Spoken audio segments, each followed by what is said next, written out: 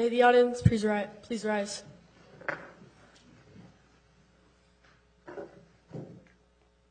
Repeat the Pledge of Allegiance with me. I pledge allegiance to the flag of the United States of America and to the republic for which it stands, one nation, under God, indivisible, with liberty and justice for all. 2. The audience may be seated. Thank you, Ethan.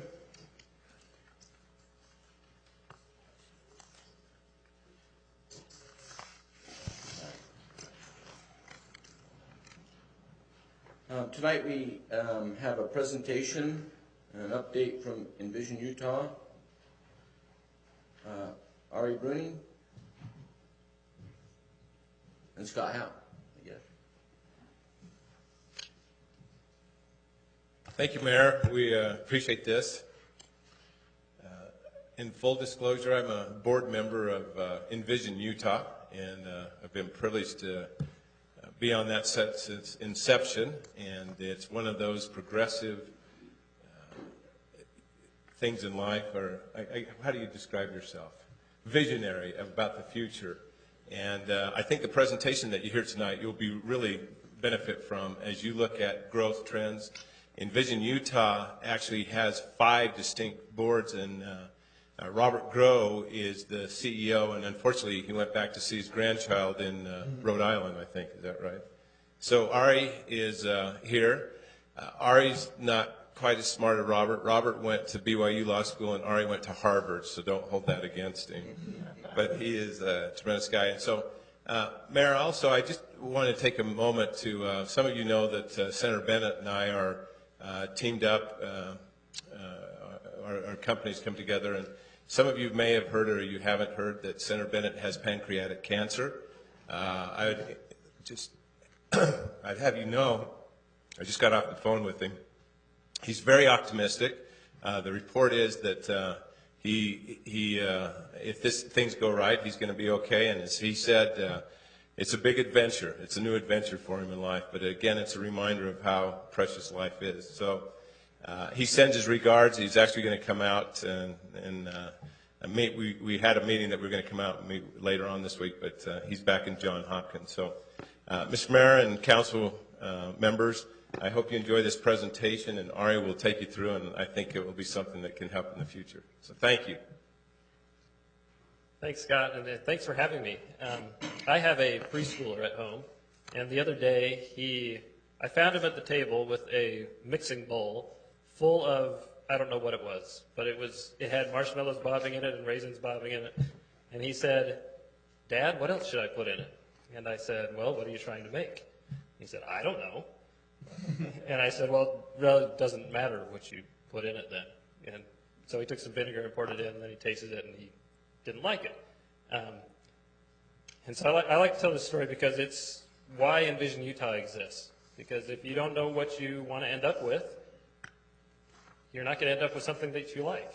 And it really doesn't matter what you put in it. So we're all about having a vision for where we're going so that we know what decisions to make, what recipe to follow. We were founded in 1997 by a group of concerned citizens from all walks of life, all political persuasions, and what they shared in common was that they cared about Utah, and they wanted Utah to remain a great place for their children and their grandchildren. And in 1997, the projection was that along the Wasatch Front, we'd add about 1 million people by 2020. And people were concerned. What does that mean for traffic? What does that mean for our quality of life? What does that mean for our farmland? And so on. And this is a poll that we did recently of Utahns. And on the left, you'll see we asked people, how important is it to have a vision for Utah's future?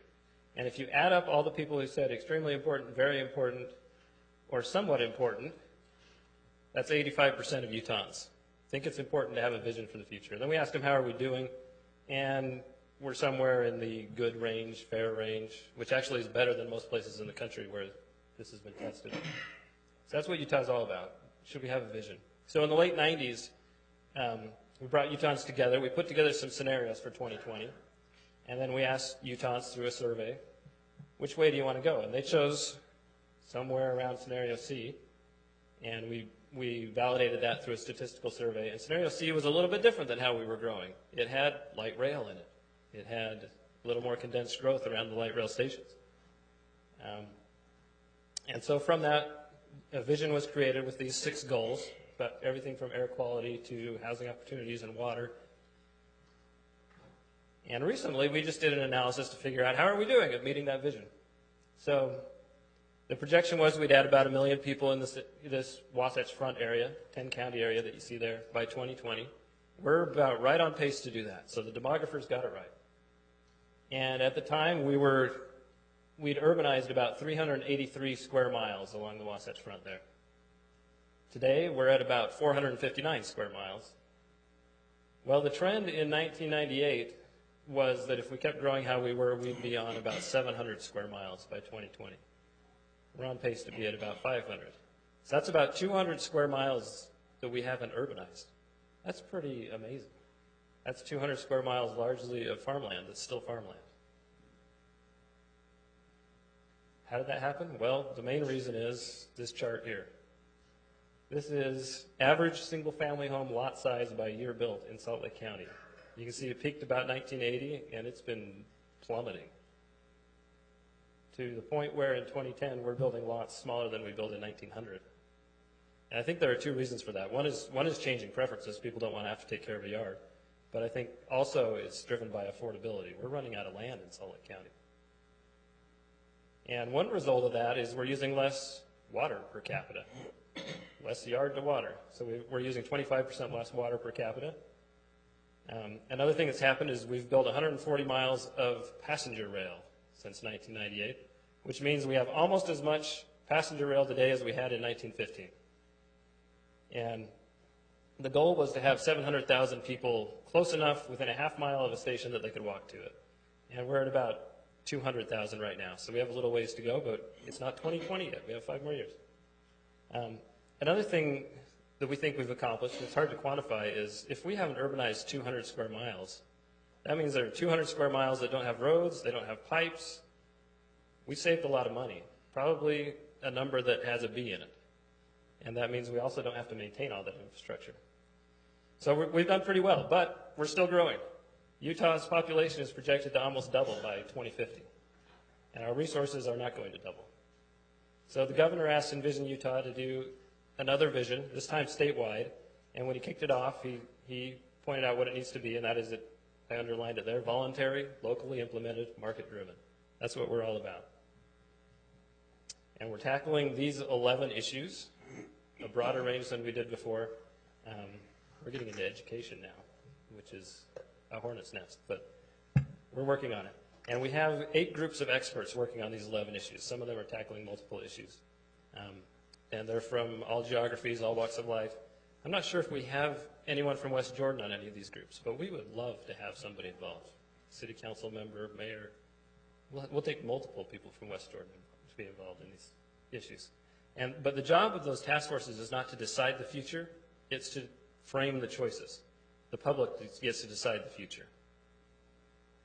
And right now on our website, one thing that these groups have done is they've put together I hesitate to call it a game, but it's kind of a game, envisionutah.org, where you can try your hand at these different issues. And you can, for example, you can try to balance water supply and water demand in 2050, and it's not easy. You can work on air quality and see what kinds of things make the biggest difference in terms of air quality, and so on. And then when you're finished, you can click submit, and your preferences are registered. And we're going to take those preferences, and right now what we're working on is some scenarios to release in April and May for 2050. What might Utah look like in 2050? And our goal is to get 50,000 Utahns to weigh in. That's a pretty ambitious goal. And right now you can go to envisionutah.org and you can sign up to take that survey in April and put your email address in, and we'll shoot you an email when the survey's ready. And we're hoping that all our friends and partners will help get the word out for all Utahns to weigh in and tell us which direction they want to go. So we're hoping West Jordan will help us with that too. I just wanted to show you a little bit about one of the topic areas. There were some of the findings that we have, and that's on the transportation and communities topic. We commissioned a market study, and one of the things that they pointed out to us is if you look at the age cohorts as we grow from 2012 to 2050, that green is the seniors. So we all hear about we're going to have a growing senior group in Utah. That's true. But what's unique about Utah is that middle range, 30 to 64, continues to grow every decade. That's not true in most states. So we're going to continue to have Utahns in child-raising, child-bearing years, and for that reason, we're going to still need single-family homes. But what Utahns want, and this is a survey we did, is not your traditional single-family neighborhood, but what Utahns call a village, which is a mix of different housing types with a mix of yard sizes and so on. And another thing we're finding is we have quantified how much available land there is to build on. We took out steep slopes, took out wetlands, took out land that's already urbanized. And this shocked me. Salt Lake County, 35,000 acres left, and then we're built out. Weber County, 34,000 acres. Davis County, they're almost built out now.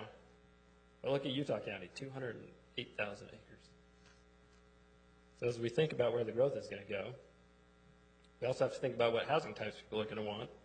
And what these market experts said is this on the left is what people will want. And you can see the blue is single-family homes, about 3/4 single-family homes. And this is what they're likely to be able to afford because of that dwindling land supply. And they suggested a lot of people are going to start, the yards will shrink until the walls are connected and they'll be wanting townhomes. And we're seeing that happen already. So, taking all that information, we're using the Envision Tomorrow software. And that's a tool that's open source that we're hoping cities and counties in Utah are interested in using as well. Because you can put in the different development types and it'll tell you some of the impacts of those things. So we're putting together one scenario, and this is the most expansive scenario. And just watch as the amount of development, how much land we use shrinks. We're putting the same amount of people on less land.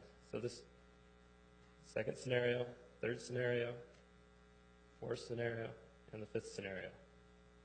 Think about what that means for our farmland.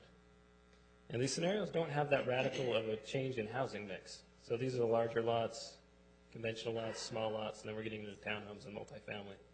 So these more compact housing patterns are not that radical of a change. But with that small change, you can see we could use somewhere around 150,000 fewer acres by 2050. And by doing that, we can use about 20% less water for outdoor watering. And right now we're working with Wasatch Front Regional Council to model what this means for transportation. But these are two different development styles, and all the research shows the development style more like this, where you have more of a grid pattern for your transportation and your different uses are closer together and so on, are going to work better for transportation. Less congestion, better air quality. But we'll find out what the scenarios do. And then we'll take that to the public and say, which scenario do you want to follow? And I have no sound. Here we go. We'll try that again. So I want to close with this video.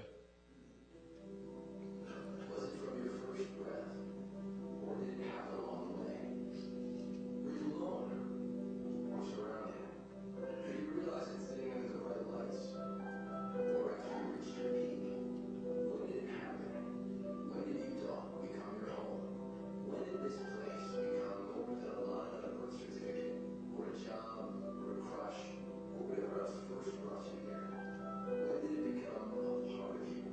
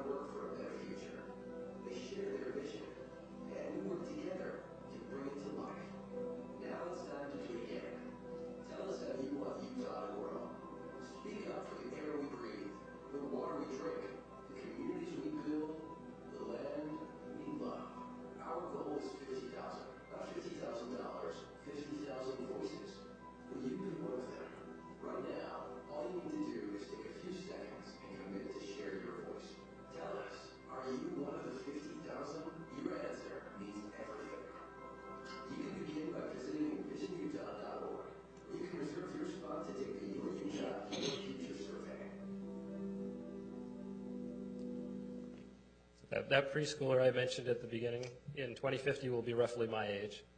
And that's why I'm involved in this. I want to leave a legacy for him where he can enjoy the same quality of life that we all enjoy. So just to close, I just invite everybody to participate. Go to the website, envisionutah.org, sign up to take the survey. And for any of you, if there are any of these topics you're interested in, feel free to talk to me, or Tom knows how to find me, I think. And you're welcome to participate in any of our task forces. So if you have any questions, I'm happy to answer. Questions from council? Councilmember Stoker. You know, when you showed the map of all of the available land in Salt Lake County, couldn't help but notice that half of it was swampland up at the Great Salt Lake, and the other half was in West Jordan. Yeah, that's pretty accurate, yeah. So I think it's great. And yeah, West Jordan, South Jordan, Harriman, yeah. Councilmember Southworth. And not necessarily a question, but a comment just to say thank you and to all those who are involved. Utah is the beehive state, and I think Councilman McConaughey, who keeps bees, will understand this as well as anybody else, if not better, about what it takes for a beehive to run and all the work that takes place inside of one of those and everybody working together. And you see that a lot in Utah, and that's kind of unique.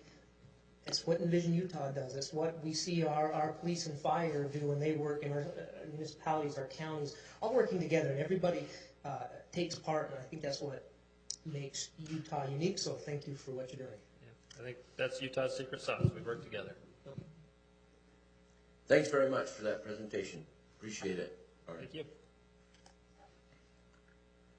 Moving on to 5A, communications. Bryce. Thank you, Mayor, Council. I have a few items. I'll go quickly.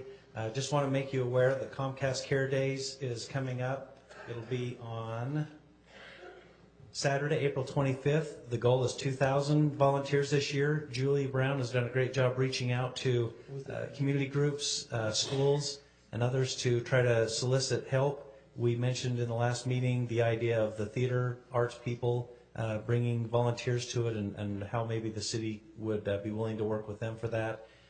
We are looking for staff to help on that day to work and help coordinate the efforts. We're looking for projects. If you know of areas that aren't going to take substantial effort, raking out bark and things like that, please bring that to Brian and Julie's attention, and we're looking forward to that day coming up. The next one is the RFP for the council video system. Looking back at our minutes, the thing that we are still lacking in going back out to bid is more specific clarity on what you want. It's been shared that we could be as simple as one camera back on the wall that can look this direction towards the council. You would see the back of the person speaking, just kind of like the gas station video camera. Or we can go as fancy as cameras that move around and everything else, but it's very expensive. I just need to know, simple or technical?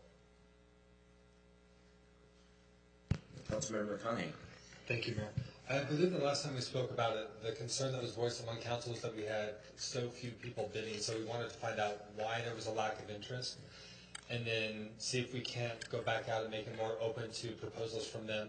And then the alternative that I had thrown out at the time was even looking beyond cameras to just something like a simple web-based communication tool like GoToMeet or WebEx or something like that, where we can at least capture the presentation. So, like for example, the wonderful presentation we just had from the good folks at Envision Utah wasn't included in the packet, so anybody who tries to go find record of the meeting, they're going to be missing out on that. So even something simple, basic like that, I think our idea was open it up and bring us as many options as possible, but I don't think anybody wanted to go beyond an astronomical amount. I think 20,000 is what we had allocated in the budget last time we did the budget process, so I would say well below that. And what Steve learned as he went and spoke with him was, we didn't give him enough time to bid, so we know we need to give a little bit longer time, but that we had left such a wide spectrum of choices of what we were looking for that they didn't even know what to propose, and so they were asking if we could get more specific. So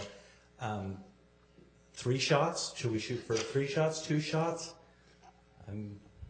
Councilmember Hagan. Yeah, at this point, we've been talking about this since I was elected, and I think we're spending way too many staff hours on this. So, you know, I'm opposed for it at this point, just because we're wasting too much time. Thank you. Councilmember Stover. Thank you, Mayor.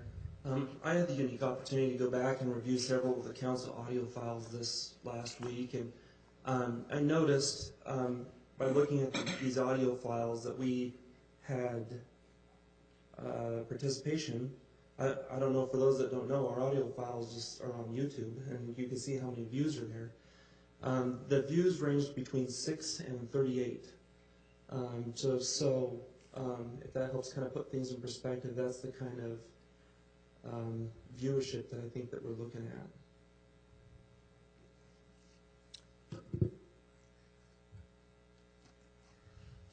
Direction from the council? I defer to Chris here. He's kind of followed up on it the most, and I don't think don't care for anything too elaborate. Simple 1-2 shot, but whatever. Okay, see if we can incorporate the screen and the council and Yeah, maybe just call it good at that. Okay, we'll try to put it into words. If you as a council are okay, we'll run it by Chris, just so that he can share his thoughts, and is that all right? Give him some authorship. Great, thank you. Next, if you have an opportunity, we just invite you to check out the break room. You've given some budget for that, and it had been the same break room that had been since the building was built, and the staff worked together to help pull things together, and it's turned out very nice. The next item is, in the past, staff has brought it to your attention whenever we are getting ready to advertise for positions. Now, I understand that came about when budget cuts were going on, and council wanted to make sure we weren't opening the door for more people when we couldn't afford it. And then it just kind of continued on. Some of you have mentioned to me on the side, you don't need to tell us you're getting ready to hire more parks people or hire a firefighter. Are you okay that we just stop doing that publicly, or would you like us to send you as an email where the HR department is on filling positions quarterly, or because you've already approved the position, so I'm just. Councilmember McCunningham. Thank you, Mayor. I personally like getting a heads up in council meeting that we're going to be looking to fill positions. There have been times where we've been thinking to make some changes, so we might want to stall something. But for the most part, just a heads up is great. I don't see us really needing to approve it again since it's already been approved in the budget, but I'd like to be informed, preferably in a public meeting. Okay. Councilmember Nichols. Thank you, Mayor. I'm more of the statement of, rather than waiting for a council meeting, which could be 2 weeks down the road, I just would prefer an email. And if we have any objection, just an email that just says, hey, we're moving forward in this position. It's an informational. Okay. That's just me. And then if we have objections to it, we can state it, and then it can be brought back to the council meeting. And what we could do that could even make it simpler is John prepares a list of people or positions that we're getting ready to fill. We'll just send that out to you periodically so you can see it. That way you could see 10 or 12 jobs all at the same time. Then you won't get onesie-twosies. Yes, Councilmember Hagan. Yeah, because, government, we're supposed to have total transparency. Sure. And doing emails is kind of on the side, and so I'd be opposed to do that. I think public dialogue and disclosure is the way to go for transparency, because that's how government should be. Okay. That's my comment. Thank you, Mayor.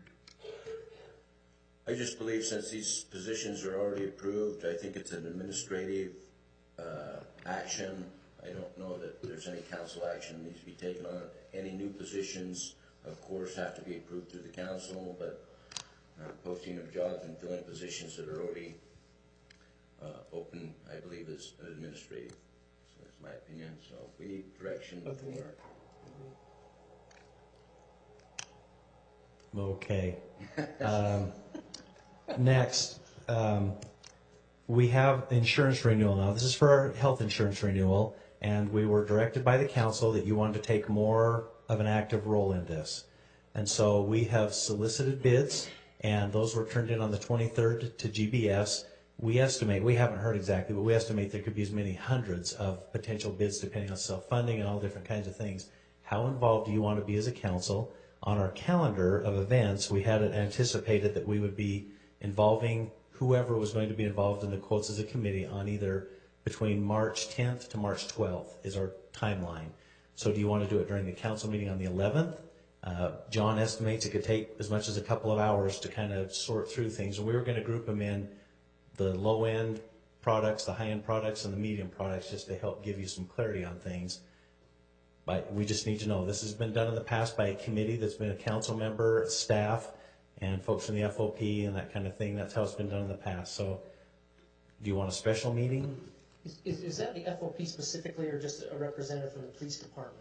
I think the FOP sent a representative, the fire department sent a representative, and the employee association sent a representative. They sat at the table during this meeting.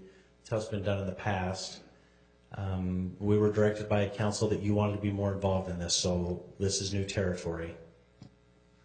Councilmember Hagan. Thanks, Mayor. Yeah, this is a $4 million expenditure in our budget, and because it affects our great employees, we need to make sure that the council sees everything. We should be experts at our budget, so I'm one that would like to be involved and engaged with our HR department. I'm assuming we've got all the RFPs back. GBS has them, and we'll be categorizing them and bringing them to that meeting. So do you want to have an afternoon work session? Do you want to do it during a council meeting? Do you, as a whole council, even want to be involved? 4 or more of you would require not a closed session, I'm sorry, agenda session. Again, we've not done this before, so we're seeking your direction on how you want to proceed. Councilmember Southworth. Well, I think if you have council members that are interested in doing that, I don't know if we'd have more than 3. Maybe they can come see you, and you can let them know when those meetings are going to take place, and they can be involved that way. And we could just work it out for a time that works if it's in the afternoon or something. Is that the consensus of the council to? I absolutely want to be involved, so yes. Then we will, who else? Councilmember Haga, Mayor, anyone else? Then we will work out a time that works for the 2 of you. Thank you. Jeff? David? Tom Burnett? Mayor and Council, we're trying to look forward on the calendar to see if we could find a date when joint tour could be put together for the Planning Commission and the City Council members to look at patio homes, townhomes, and twin homes. These would all be owner-occupied developments, and it's part of our ongoing work on the cap and grade ordinance that you asked us to do at strategic plan. We thought that it might be desirable to take a Saturday morning and look at some of the developments both within West Jordan, outside of West Jordan, that are kind of in the lower density ranges of those housing types. I'm looking ahead at March, if we can fit it in on the 14th, 21st, or 28th. And I know this is probably difficult to do. Look at your calendars at a council meeting. I can send out an email and get some feedback from the council members and the Planning Commission together, and we'll put together a tour if that's acceptable with the council. Anyone opposed to that? Okay, please do that. Thank you. That'll work great. Thanks. That's all. Ryan? Nothing tonight. Thank you. Wendell? Yes, I wanted to bring you up to speed on where we're at with the 70th South Storm Drain Project. The first thing that we've been working on has been the master plan. Typically, we would do that in one big effort, but because of the concerns on the northern side, the flooding there, we've broken it into 2 sections. And we've been working diligently on the northern section, and we'll have the capital projects and costs for that northern section by March 15th. So we'll be bringing that to you sometime after that, the next council meeting, or perhaps the first one in April. To speed things along, we've also invited the design consultant to those meetings so they can be hearing everything that's going on. And we've actually identified a subdivision storm drain project in that subdivision to the north of Constitution Park that we're presently designing, and we hope to have that done soon. We don't say that it's going to solve all the problems, but we think that it will go a long ways to taking care of the storm drain issues in that area, that specific area.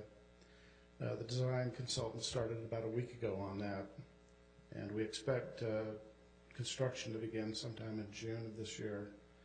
And we estimate that it's going to cost about $500,000 to do that. So that's good news. At the 70th South, the major project, we're already 1 month into the design for that. They have to go out and look at conflicts and where other utilities are located, look at what kind of permits we have to acquire. So we expected a 5-month design period on that, 2-month bid period, and we're not sure at this point whether we're going to have to, how much environmental documentation we're going to have to do. But once we get closer to completing the master plan, we'll know that better. But we've got a host of permits that we have to acquire from UDOT, Corps of Engineers, possibly the State Division of Water Quality, State Fish and Wildlife, State Sovereign Lands, Salt Lake County Flood Control, and then we also need to work with about 3 canal companies. So it's a pretty complicated project, but we're moving, trying to move as quickly as we can by dividing the master plan, getting those facilities going in design and into construction. Thanks for that report, Wendell. We've anxiously awaited that and still await the final on that. Appreciate it. Chief McAruth. Nothing to report tonight.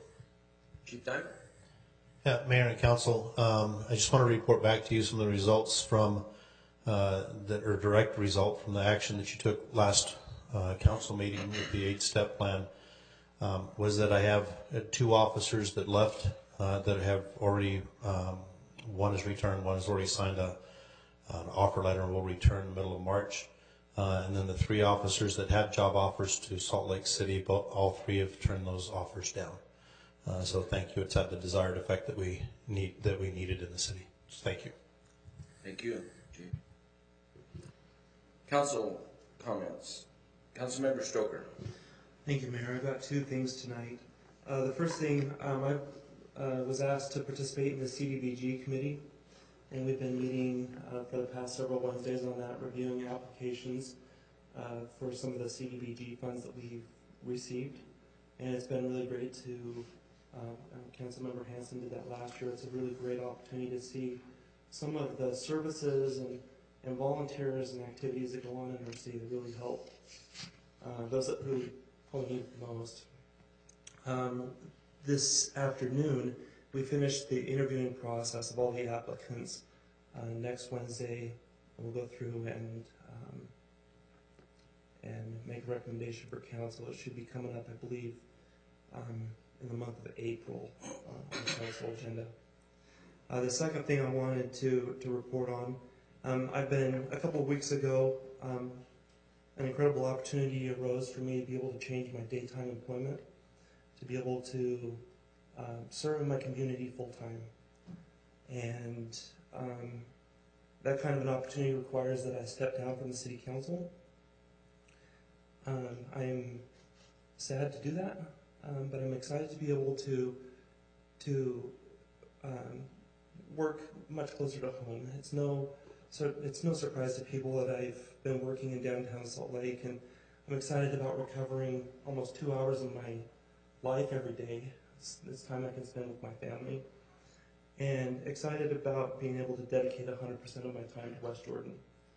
And I still have a few challenges that I need to work out, assuming everything goes well. I'll be stepping down on March 9th to take a position within the Public Works Department. Because there are some items on our agenda that are related to Public Works, I will be abstaining from those items as necessary to avoid any perception of conflict of interest. But thank you for the relationships. It's been great getting to know everybody and working with everybody, and look forward to continue to work with you in a different regard. Thank you. Councilmember Southworth. Thank you, Mayor. Two items. First one, an item of personal privilege. I wanted to welcome Troop 842 to our meeting tonight. A spectacular troop. I should know it wasn't too many months ago I was scoutmaster of that troop. They are now in the skillful hands of Corey Bullock and Gary Hammond, who this troop produces, it's not 100% Eagles that come out of there, but they're pretty darn close. They do a great job, so welcome tonight. The second item is just to say, as council members, personally myself, I have a rule. I try not to drop bombs in the middle of meetings because you don't want to catch people by surprise. And I knew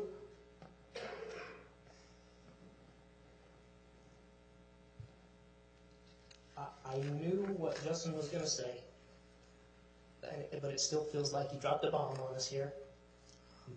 But I don't know that I'll have another opportunity, so I'll take this now to, I know I'll have an opportunity, but not publicly, to express my gratitude for, excuse me, the allergies are hitting me again. My gratitude for the service that he has given to this city, to watch him behind the scenes and see the dedication and the work that he's put into the commitment that he has made when he ran for office, and what he brought to this council was a component and an expertise and a level-headed air that was very useful in every situation. So my personal gratitude to him for what he has done, and I'm excited for the opportunities for him and his family and what he will continue to do for the city of West Jordan. Thank you. Councilmember Nichols. Thank you, Mayor. I wasn't going to say anything. I was going to hold it to the end, but I'll just do it now. Justin, it's been an honor and a privilege to work with you. And I got to know you on the Planning Commission. I made it on the council first, and you came right behind, and it's been a great experience. And I am so excited that we get to keep your knowledge in the city of West Jordan. And I wish you and the family the best. Thank you. Councilmember Haga. Thanks, Mayor. Councilman Stoker, I'm not going to cry. So, but, it was allergies. Allergies. Sorry, Ben. Oh, Councilman Stopper, sorry. I learned Friday, and I think publicly I need to say this because I wasn't familiar with how this all worked, and I want to say our HR and our staff did a great job in not only filling this position and going through the process correctly, and I think, and I never read his resume, but knowing him for a year and a couple months, he's knowledgeable in this job. So, with respect to him, I think he's going to make a good director. I do have some issues, but I decided tonight that, let's respect a gentleman that served us, and I appreciate it. Thanks. Councilmember Hanson.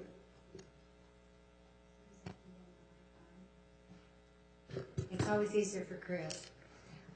Yes, I have three things. I did go attend sustainability last Thursday night, and we discussed many things.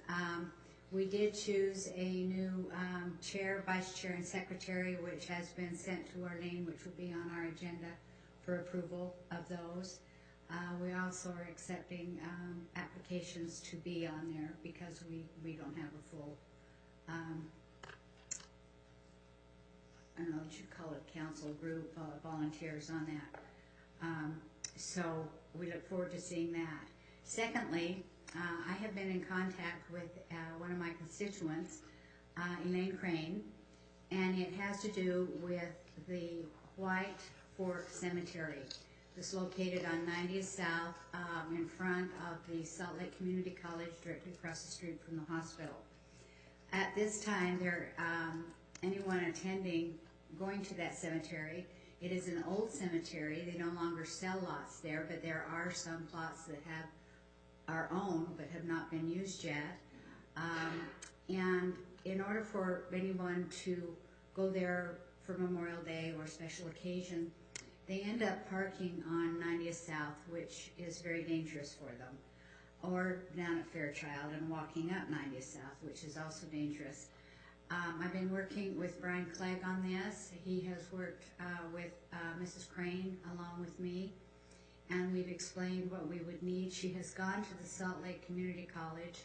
They have agreed to allow anyone going to the cemetery there to use their entrance off of 90 South, and then the part of their parking lot that is adjacent to the cemetery there. We have explained to her that we would need an agreement from the community college that our council would have to look at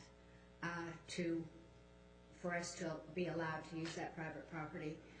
She has explained to both Brian and I that she does have that agreement. She will be bringing it forth. Brian has suggested that maybe we could use asphalt millings to put a pathway into it, and then they've got a portion of empty property there that's owned by the college that eventually they want to put a maintenance building on. But at this point, they could use it for parking, for a cemetery, or for anyone that wants to come there to visit a grave or decorate a grave. And so we will be bringing this forward. We have explained to her that we have a lot of the millings, so I don't know if there would be a cost to that, but because we would be using city workers, there would be a cost to that, which it's the Daughters of Utah Pioneers that is asking for this. They would be responsible for the budget item of using city workers to put the millings down. So that will be coming forward to you, the agreement, once our city council or city attorney has approved it, and then it'll be coming forward to you. As to the budget item, Brian's going to have to figure out whether that can be done this year or we'll have to wait a year, but that's where it stands right now. I imagine Mrs. Crane will be here to also talk to you and explain what she's looking for. The third thing is, I want to tell Justin, and I don't have allergies, hopefully, that we came on board at the same time. Your knowledge has been great for me. It has helped me immensely. You've been in a different part of government than I have been, and it's been a real honor and pleasure to work with you. Thank you. Councilmember McConaughey. Thank you, Mayor. Two things for me. Number one, first of all, Councilmember Stoker, Justin, I really will miss working with you. It's been a pleasure. I've appreciated the number of times you've been willing to have conversations with me to help me understand some of the things that I don't understand so well, and vice versa. One of the first things I did when I came on council was I made it a point to spend a fair amount of time with our folks in the Public Works Department and get to know a little bit of what they do. And I came to know very, very quickly that we have some absolutely amazing folks in that department. Some of the people there have more dedication than folks I have seen anywhere else. Their zeal for their job and for what they do for the city is nothing short of astounding. And having seen how Councilmember Stoker served in this capacity, although I will miss serving with you here on the council, I am very excited for what I think you can do for the city. So thank you for what you've done, and thank you for the decision that you've made. Number two, this is second issue I want to bring up.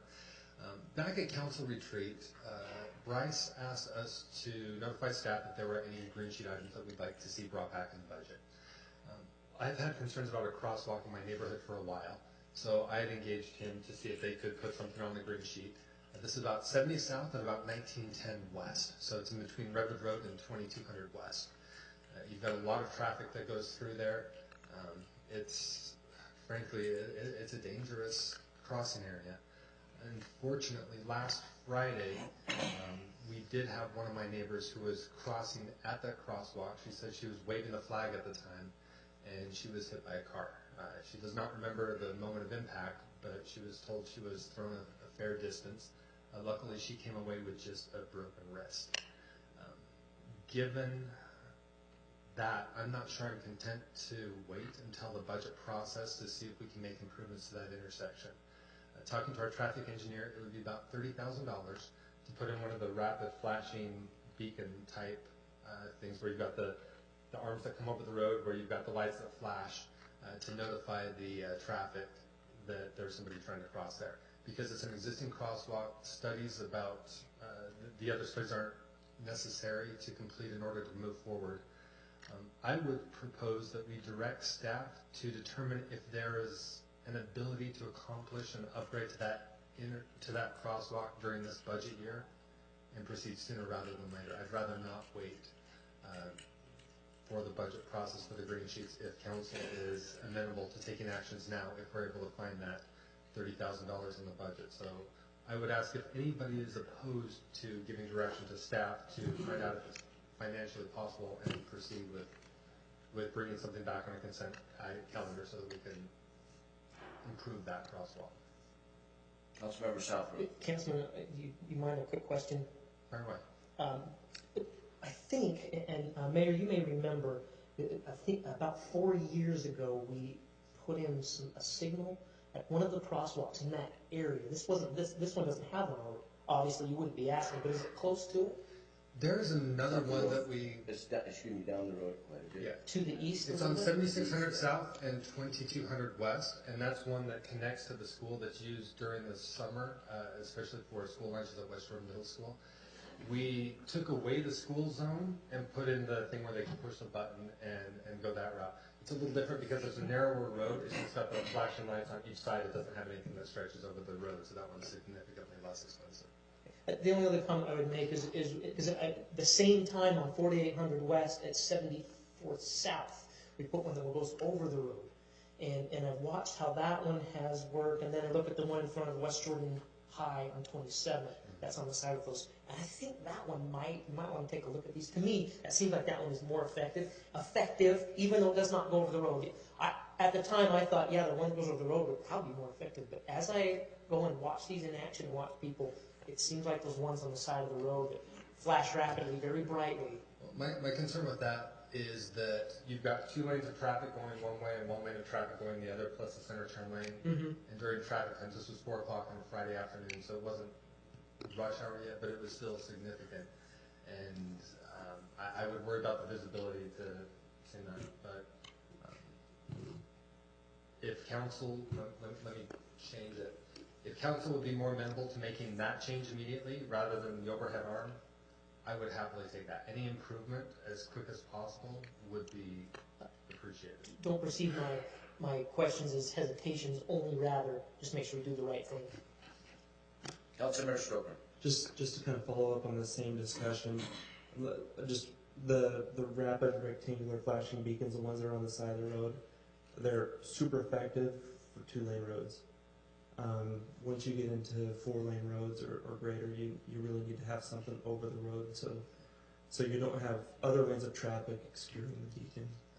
And knowing 70th will be widened at some point, it might be more appropriate to attack. So it'll be similar to the Hawk signal that's in your Gardner Village because of the amount of traffic on the road. So would it be okay just for direction for staff to prepare and bring back to council some recommendations for consideration? Is that fair enough right now, based on their traffic engineers? To allow us to improve that crosswalk in the current budget year without waiting until June or July. Yep. We'll take that direction and it'll be come back and you'll have to take action for approving funding and things like that. Does that work, Wendell? Wendell, will that work okay? Just to bring back a recommendation? Yes. Okay, thank you. Thank you very much. Okay,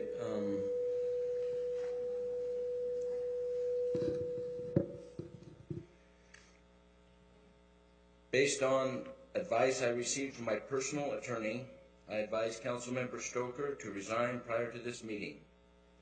The official offer letter that he signed on February 18th states, this job offer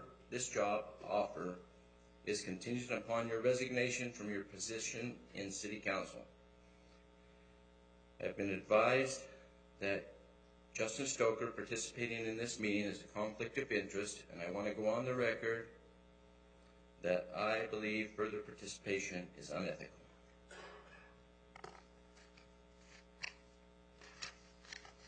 Citizens' comments. I have 5 signed up to speak. Alexandra Ephraimo.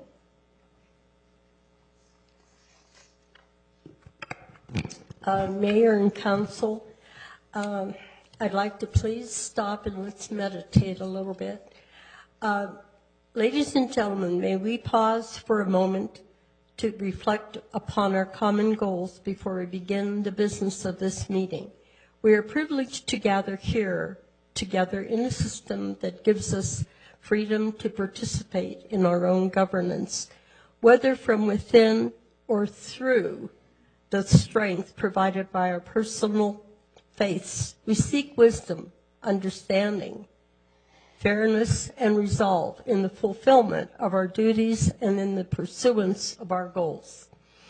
May our differences be respected and our common aspiration of promoting the public good to be our guide in carrying out the tasks we're about to undertake.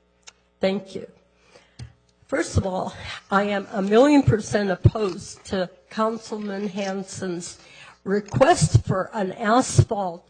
I don't, when she speaks, I'm sorry folks, I don't understand her English.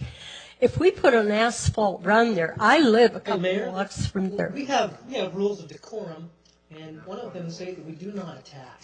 And I appreciate if we could just keep. No, I'm not attacking her personally.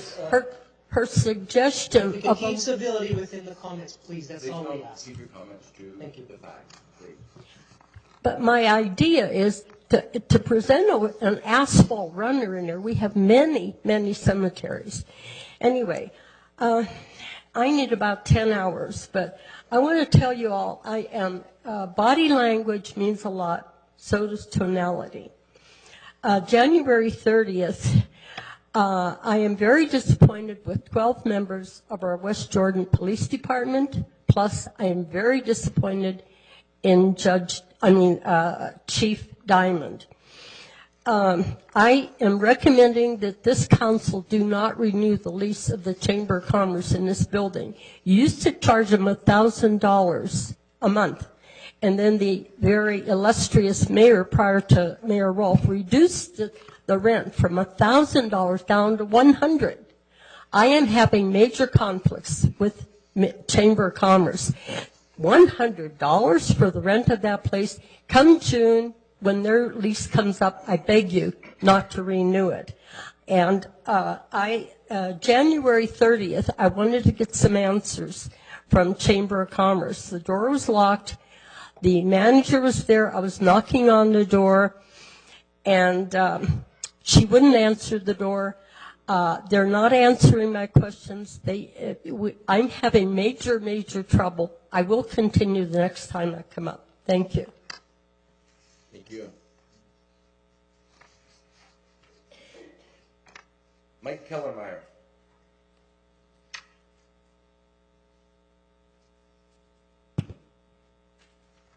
At my age, are all a blur, so it's kind of makes it easier for me to speak.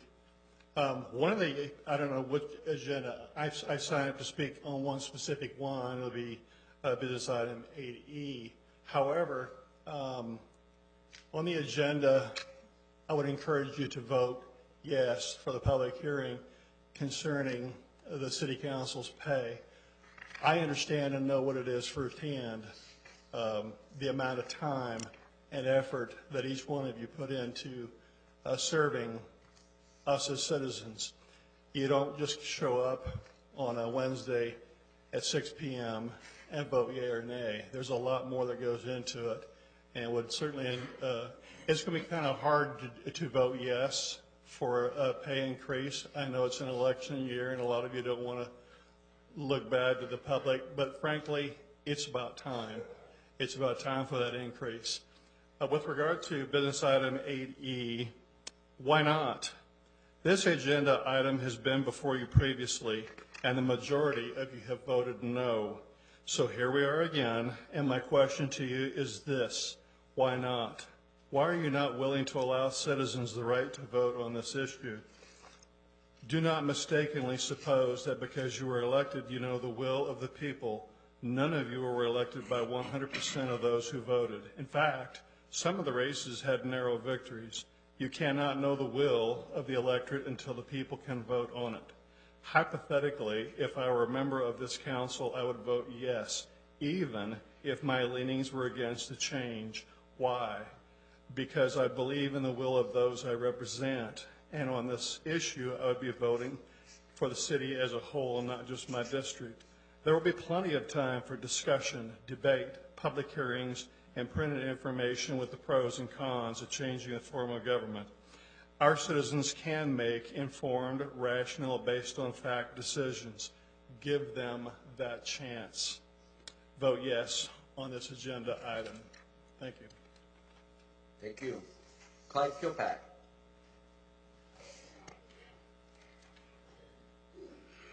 Thank you, Mr. Mayor and Council and staff. It's good to be home and among friends here today, I hope. There are two items on the agenda that I would like to address. 8D with regards to a public hearing to increase the salary of the City Council.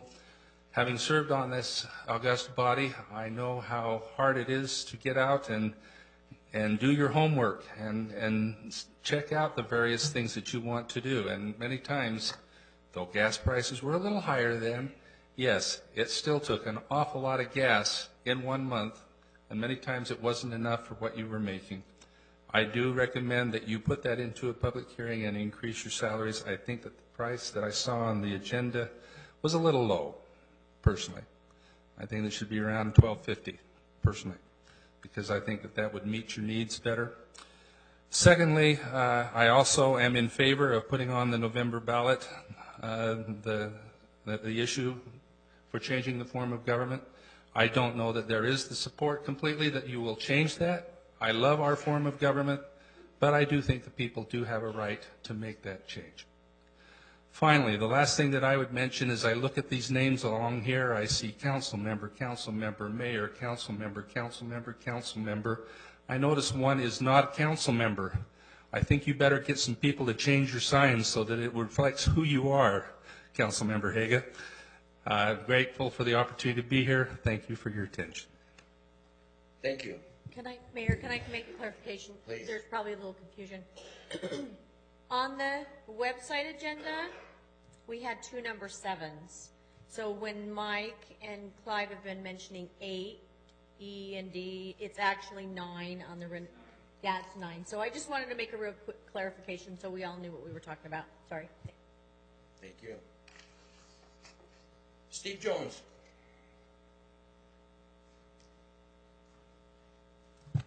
Thank you, Mayor and Council. Appreciate you letting me speak this evening.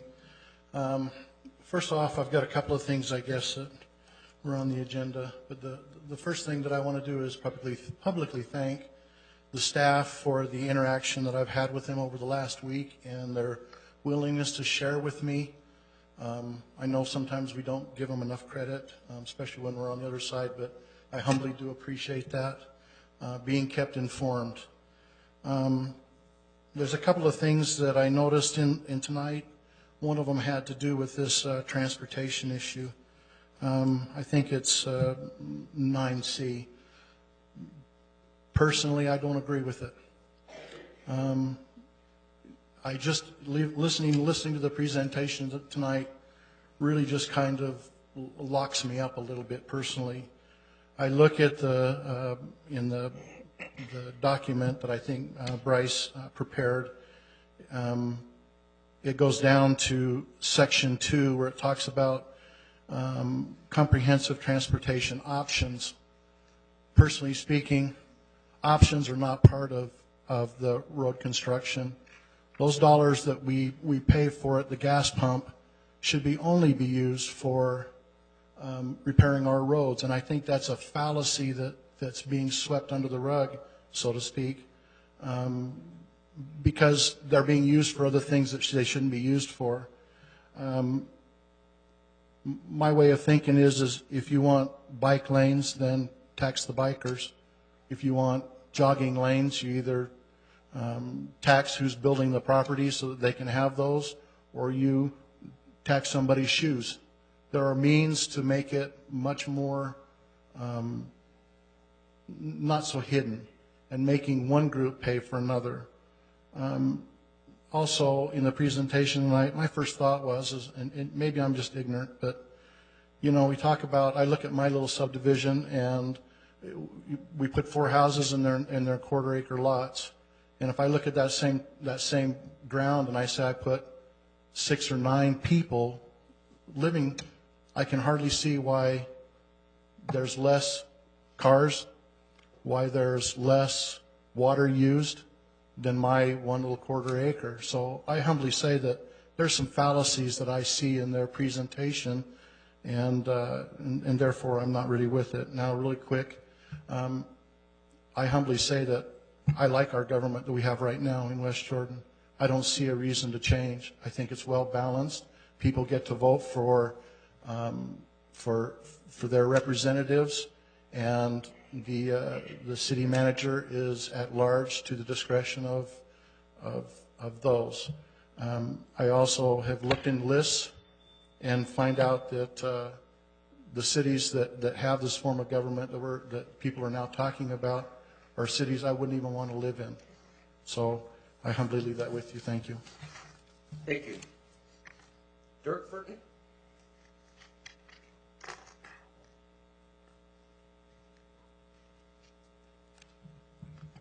Hi, I'm Dirk Burton. I like to talk about the little things because I think little things make a difference too. So, first of all, I wanted to thank you on the last council meeting on that copy machine, on the re-looking over that. I know that's a small thing, but like I said, little things make a difference. And also, in the last meeting on the trash, thank you for taking a second look at that as well. I think that pricing on there stunk, and I'm glad you dumped it.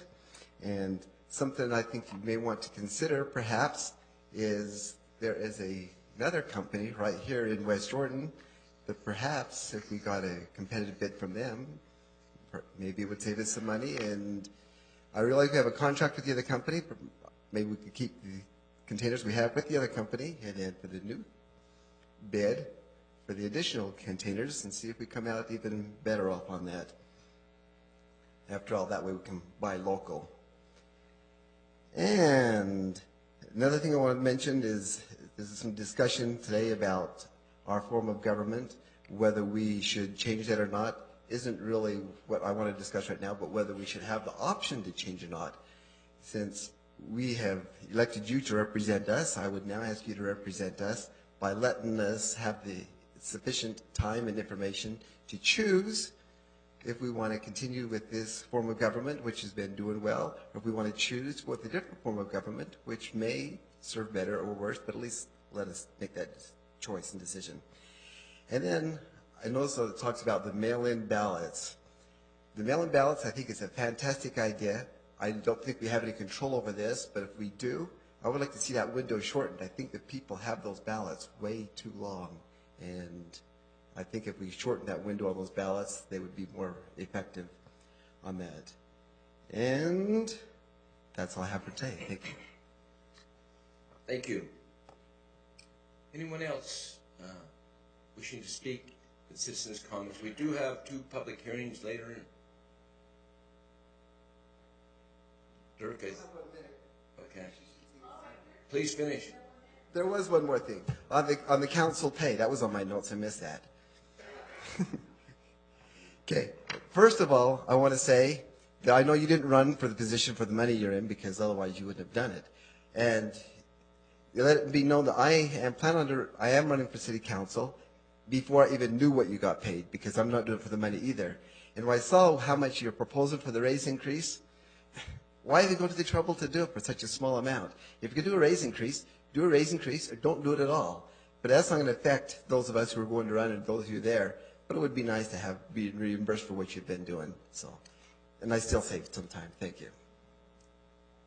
Thank you. Anyone else wishing to speak during citizens' comments? Seeing none, we will move to the consent calendar. I haven't had anyone ask for it. Councilmember Haga. Thanks, Mayor. I'd like to pull C and make sure I'm getting the right one.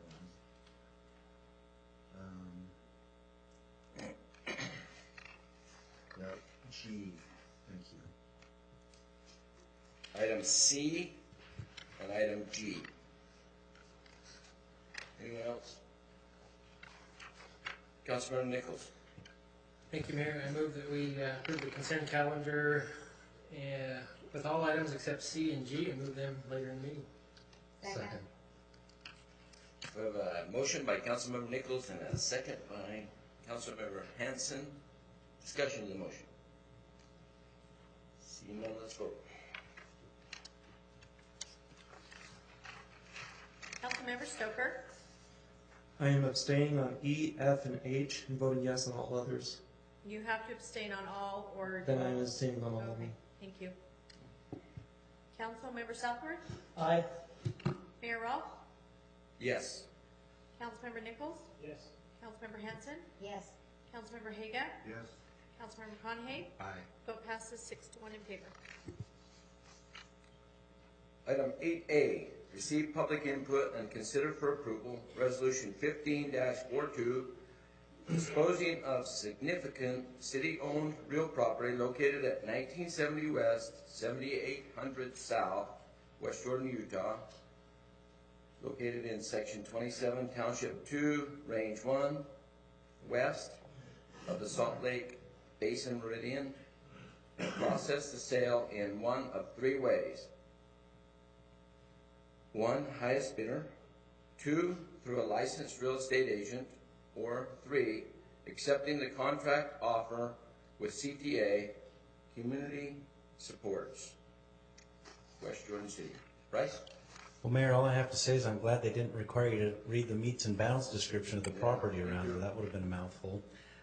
We have before you tonight the action, your consideration of the property that you've mentioned. Are there any questions that we can answer at this point in time? We have Dave Clements here. There he is.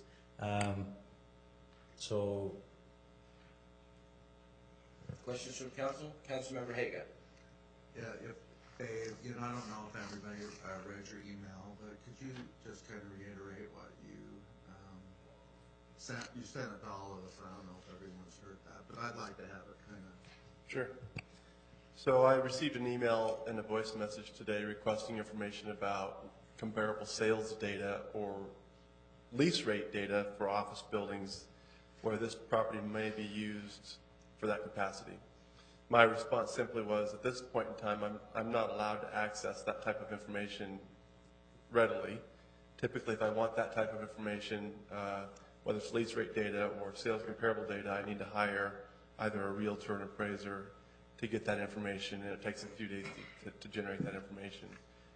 Regarding using the building as an office space, certainly it's doable. The property would need to be retrofitted for such things. Currently, it's not designed or built to be to accommodate office lease space, but certainly with the right renovations, that could happen. In the appraisal that we received from Salt Lake County, the county estimated that, or the appraiser estimated that that property as an office building would generate roughly net income of about $87,000 a year with the appropriate renovations. Is that what you were looking for? Thank you. Okay. Other questions? Follow-up question? I guess, Wendell, I don't know if you saw on the agenda, it's a green sheet from Public Works. I don't know if you can pull that up.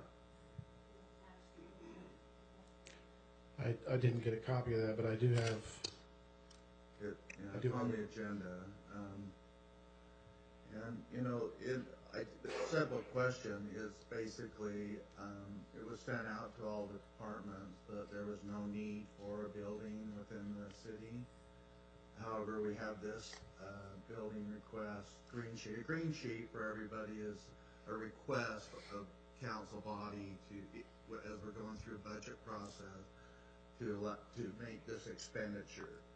And this is for a building for a sign shop, which we need, and storage for LED fixtures, which because we funded replacing our LEDs for 12 months at $6,000 per month. And you're asking the council to approve $72,000. the simple question, is that building not satisfactory rather than spending $72,000 that you could use that building for the sign shop? Well, the initial intent of that building was to be able to provide storage for LED streetlights if we needed to purchase them, and then have somebody else install them, or the city installs them.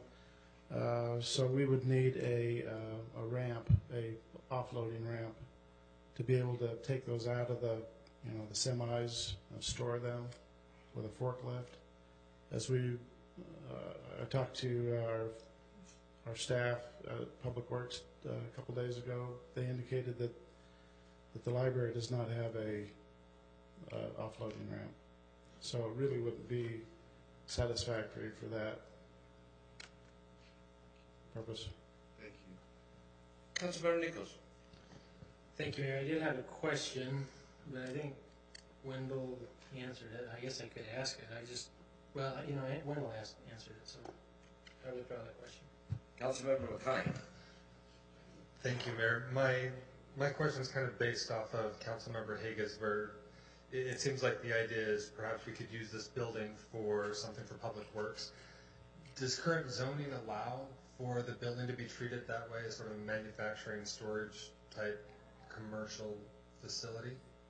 Is that even an option right now, or would we have to change zoning as well too?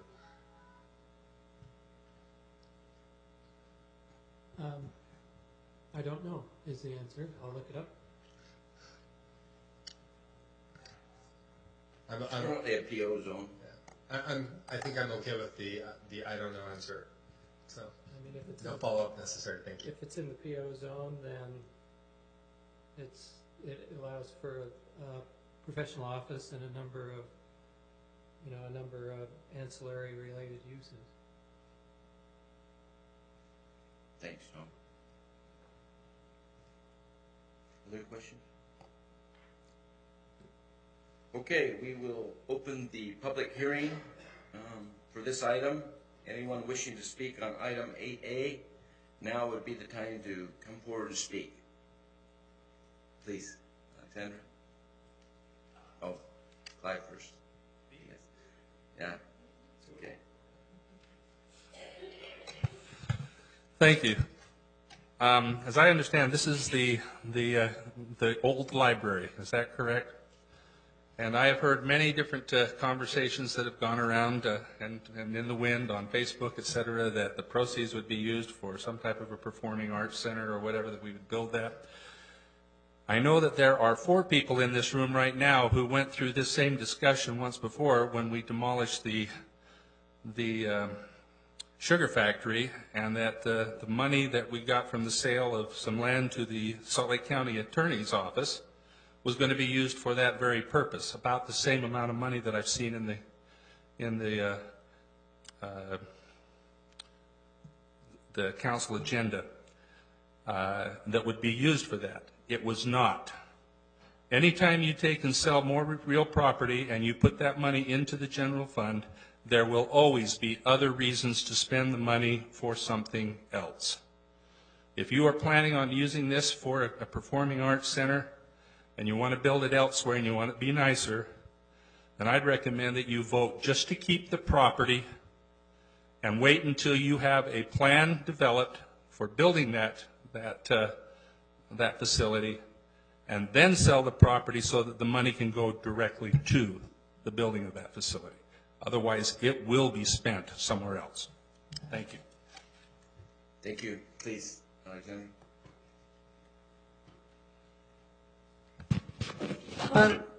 I'm a daughter of a coal miner. I save every penny. And 2010, I fought this council not to demolish the Sugar House factory. When it went down, and it was political, it was politics is all it was, in my opinion. We should have spent the money to go ahead and reconstruct that area for earthquakes. And one of your council people said, "Oh, I didn't know they were going to tear down the silo." The silo was perfect. Kids went there. And you all promised at that time, when you decided maliciously to tear it down, you burned so many people's memories. How many people told me their grandfather, their father worked at Sugar House Factory, and we tried so hard to make it a monument.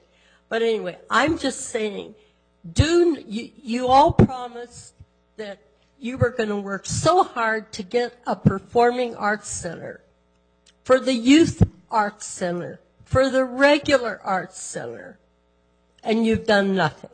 You spend money every other place, but you ignore the Arts Council, and I'm devastated about that. That property is paid for.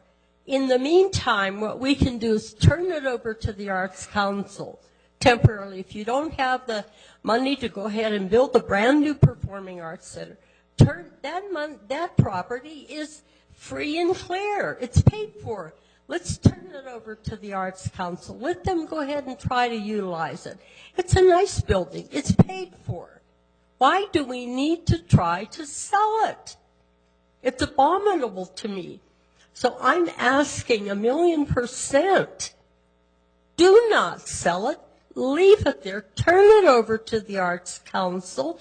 Let them use it temporarily until we become so wealthy that we can go ahead and build a state-of-the-art performing arts center. You all said that when you tore down Sugar House Factory. As I say, out of my own savings, I did spend $8,000 in legal fees trying to stop you guys from tearing that place down. It's an empty hole. Every time I go by that location, I feel like a knife stabs me. You all don't care about, you care about the Envision West Jordan, but the history. Sugar House Factory was one of the most historical places, and they used that silo for kids to go all the way to the top and look all over West Jordan. But yet you all just went ahead. It was a political move. It was a vicious move.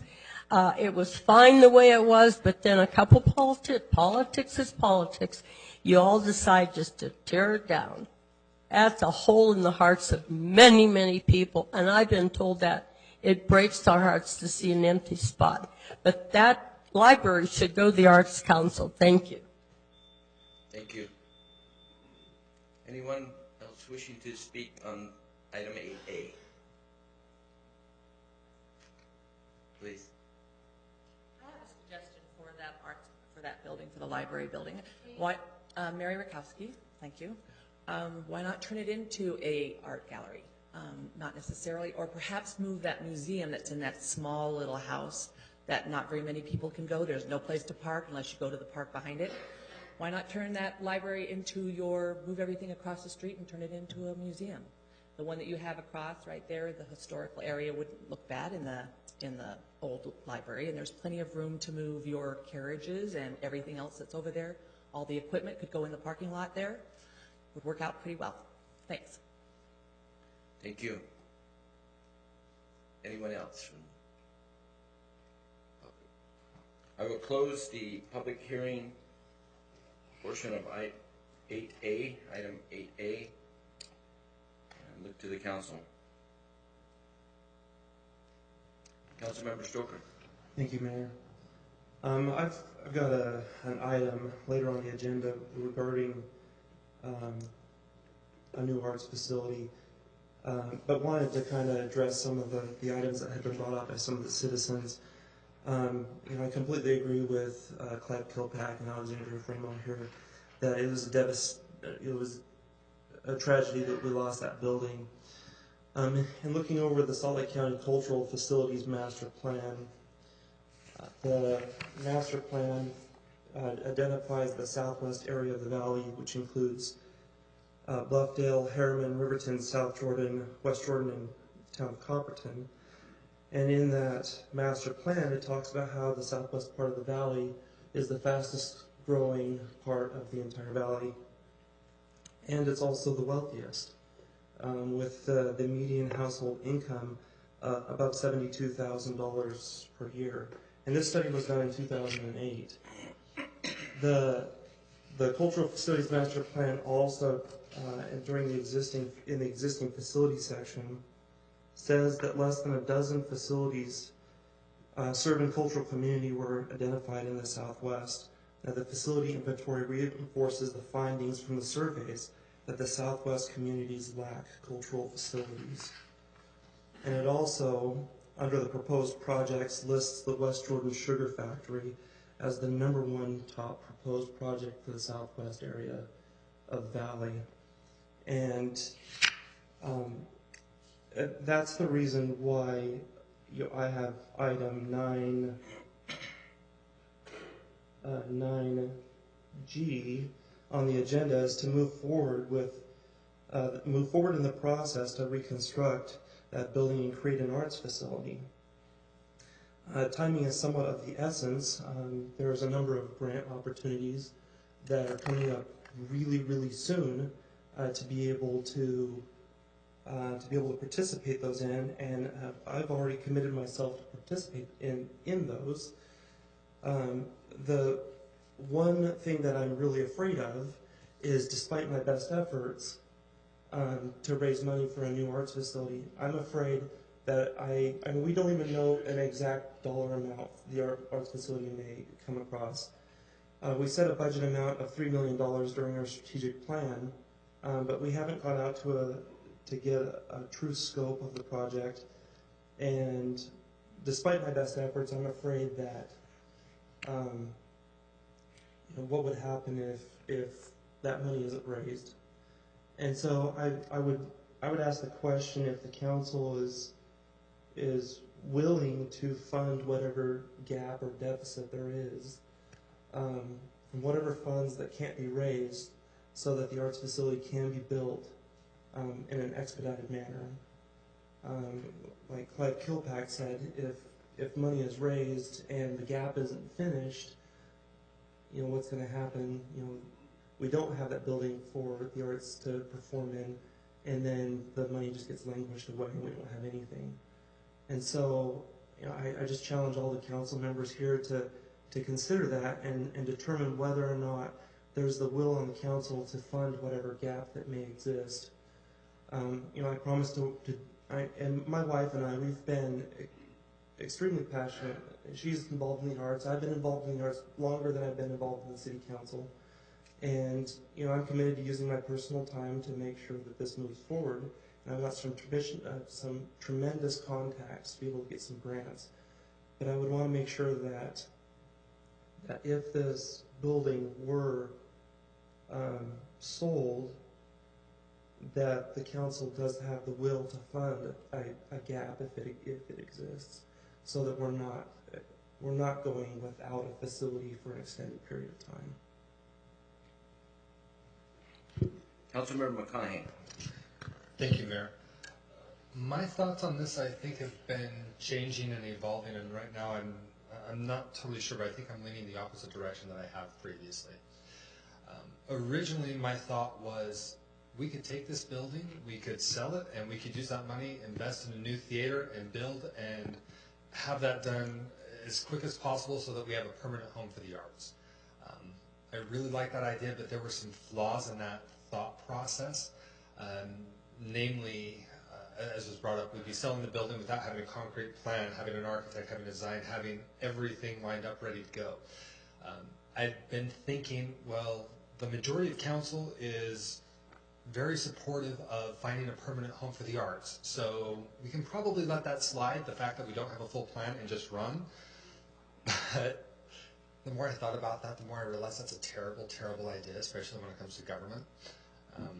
We've had instances in the past where we've tried to rely on, well, the majority of council currently is going this way, and then things just haven't come to fruition.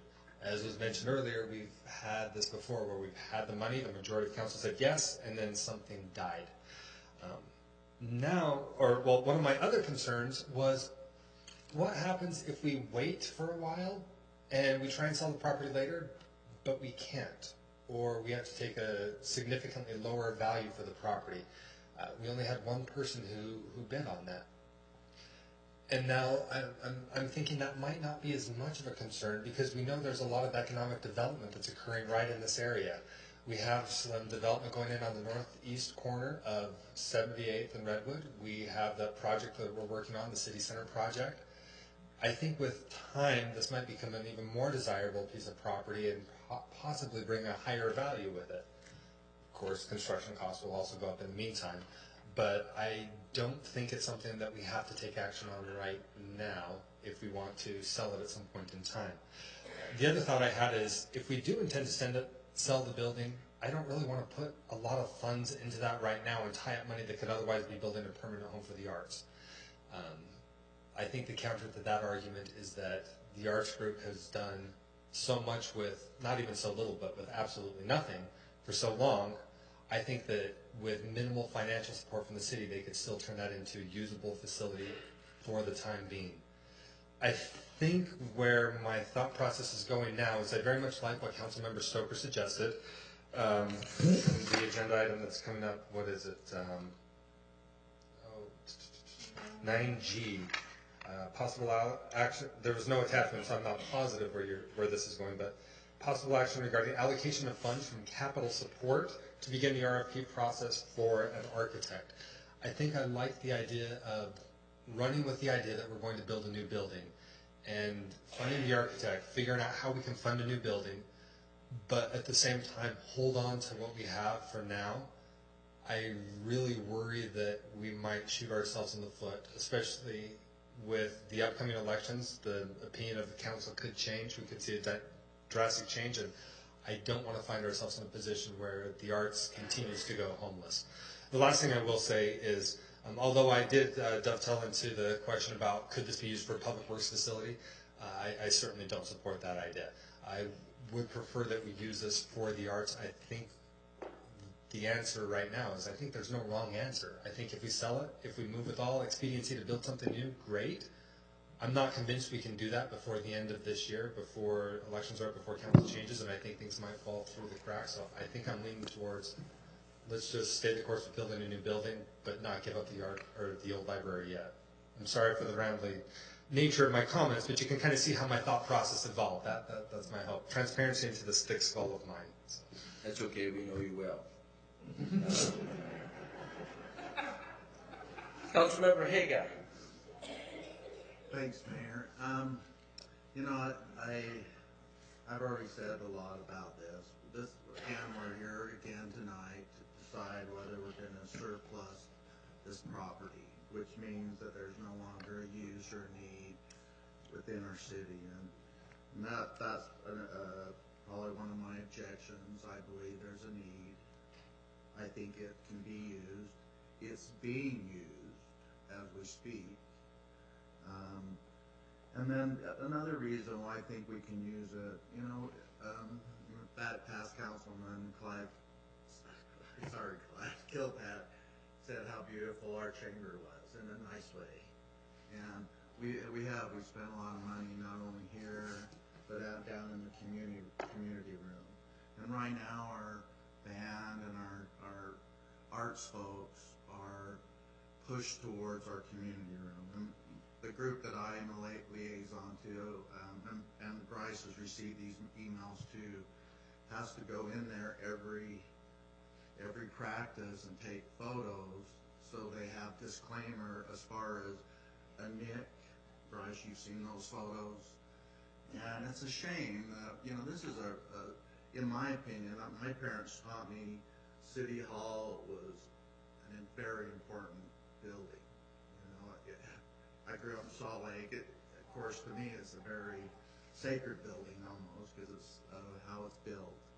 But still, I think we're abusing this building when we have something that can be utilized, whether it be temporary. And I've even told this council I'm not opposed to building a better facility. But I think we have a home. I don't want to make orphans of our arts folks and our band. And just one last comment, and then I'm finished. You know, I am a patron of the arts, and I have to say to you that I've only been to one of our local plays in Midvale. Awesome performance. However, you know, I'm a season holder of Hell Theater tickets, and my family and I go every year to every play. Even when it was in South Salt Lake, and it was as bad as what our arts facility is, it still was culture to me, it was entertainment, and I think this city deserves to have a place to bring the talent of our city to our residents. I'll be a patron, but I need to be able to be comfortable. I want a nice quality facility. And so, my recommendation, it was informative to hear Councilman McConaughey say that, maybe we wait a little longer, but if we do want to surplus it and sell it, do one thing. Let's do it based on how real estate is supposed to be sold, and that is through advertising, through a bonded contractor. And so we've done the process, we've advertised it, people are aware of it, because I can promise you, there are businesses that could buy this. In fact, I was approached today by one, and they pulled out because of the kind of the strangeness of how this is being surplus. I mean, they're used to giving an earnest agreement with money backing their bid. This is strange. That's the word that was told to me. So again, should we surplus it? Yes, but I think we should wait and see if Councilman Stoker's proposing another idea as far as an arts facility. Wait until we have those facts and the costs right in front of us. Thanks, Mayor. Councilmember Southmore. Well, thank you, Mayor. I'll just stay down to say that this has been an interesting process that we've gone through, and I appreciate it. Don't let appreciation be confused with enjoy, but I appreciate the process we've gone through. I am in support of selling this property, and for a couple of reasons. First of all, I will concede that I too have the same concerns that Councilman McConaughey expressed. I feel like we're moving pretty fast, and not having a concrete plan of what we want to build. I think we move way too fast on where we want to place this. We have some really, really good opportunities that are coming to this city to combine resources and to stretch our dollars and even come up with greater facilities than we're even imagining now. And by moving so fast, I think we're going to miss those. Now, that means we're going to have to wait just a little bit longer. But those opportunities are there. Now, the thing that gives me pause, and I have to take a calculated risk here, is I look at this piece of property, and you say maybe we could get more money for it, and it's been appraised. We know what that appraised value is. This isn't a location where speculation is high. You look at a piece of what is the commercial use in a piece of property that's surrounded by residential.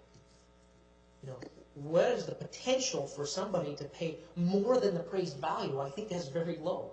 And so I look at, we have an opportunity where we have a willing buyer, and I think we have a willing seller, possibly.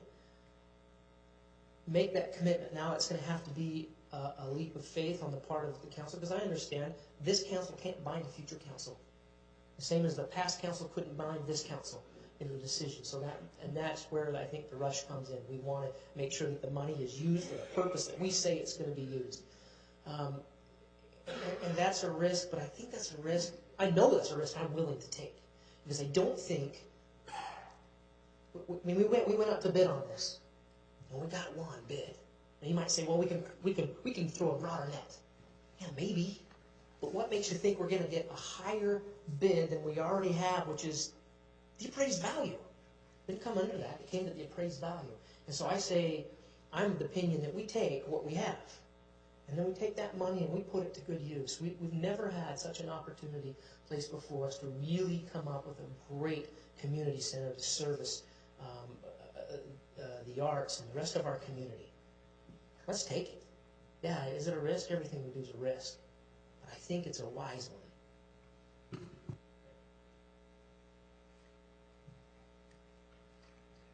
I don't think there's any guesswork where I stand on this issue. I just wanted to make a couple points very clear. I voted against tearing down the sugar factory when I was on the city council for District 1. And we did have the same, almost like former council member Kilpack stated, almost the same amount of money from a sale of real estate at that time that was supposed to go towards an arts facility, and we still sit here talking about a home for the arts. Besides that, we had another, just before I left the council, 3 years ago, we had another large sum of money that was supposed to be used for a practice and storage facility. Everyone voted in favor of doing that. I don't know why that didn't happen, but it hasn't happened to date. Currently, it's being used. I've talked to many members of the Arts Council, and they're tickled to death just to practice there and utilize it. The band and the chorale have not used it, to my knowledge, but the Arts Council is tickled to use it until we get a permanent facility.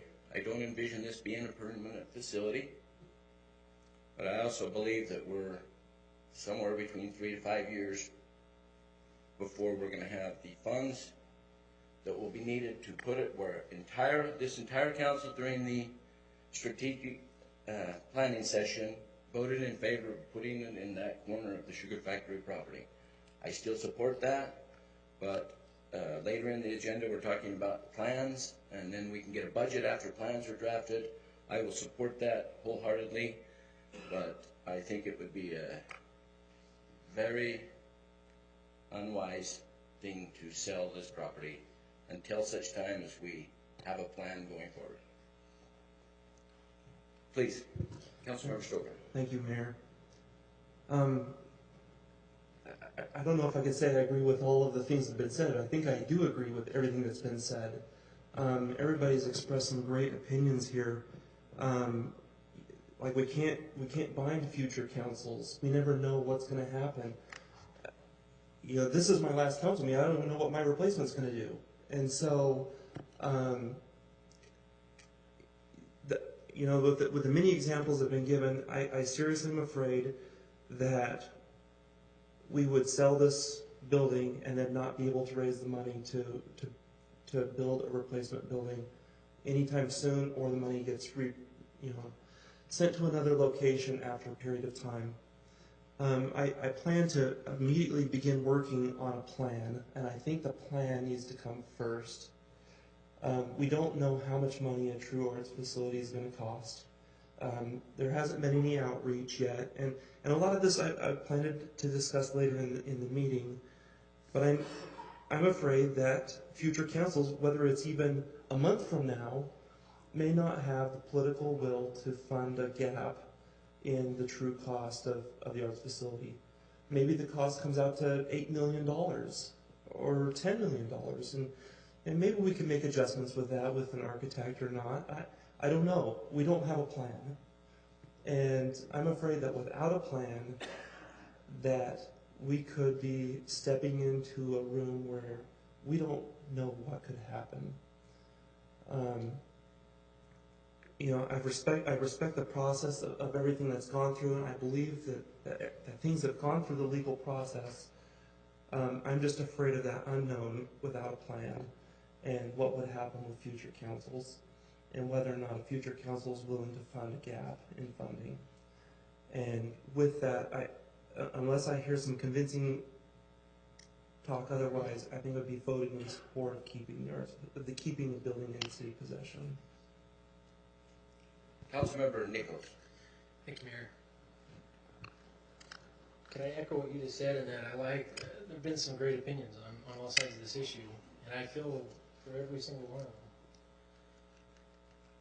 And that being said, the one thing that concerns me the most, in my mind, is I want a new cultural arts facility, one we can be proud of, as soon as we possibly can.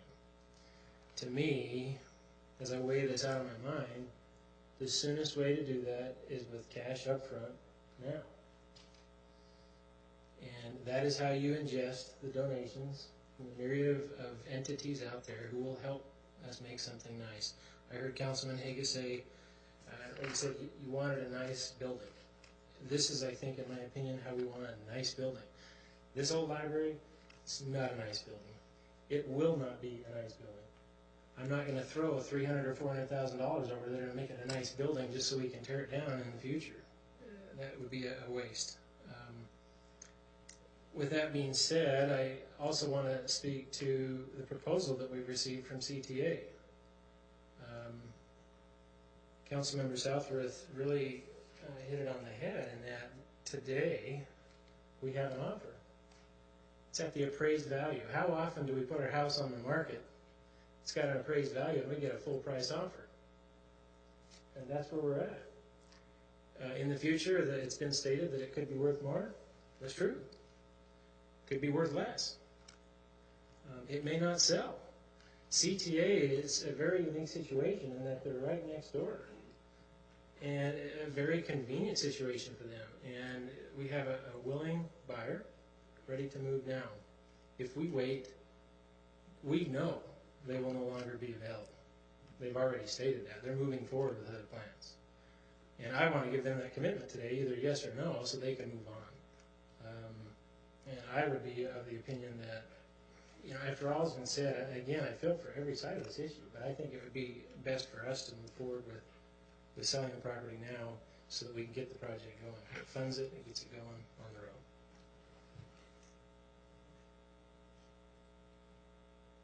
I'm going to make one. I move that we retain possession of the property that the city currently owns at 1970 West, 7800 South, until such time as we have design and plans and a plan going forward to fund a new facility to replace it and allow all of the arts to use it temporarily until such time. I'll second. I have a motion by Mayor Rolfe and a second by Councilmember Hagan. Discussion of the motion. Mayor, question, clarification? Yes. I don't know if this was implied, it was mentioned. If the property is retained, I just want to make sure our expectations are clear to the community that we won't be improving the property. I agree with that, yes. That I would make that a friendly amendment if that's what you, just to use temporarily.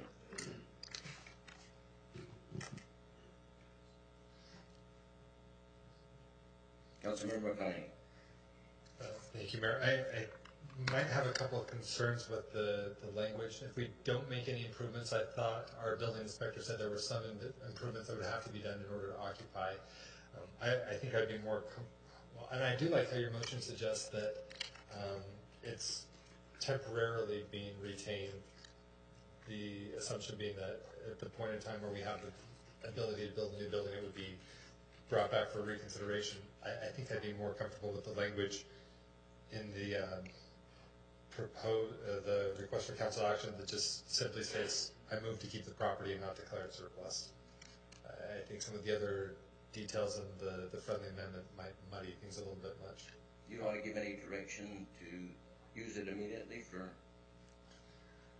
I would be okay with using it. Well, if we move to keep the property and not declare it surplus, I think anything else would be administrative and not necessarily required by motion.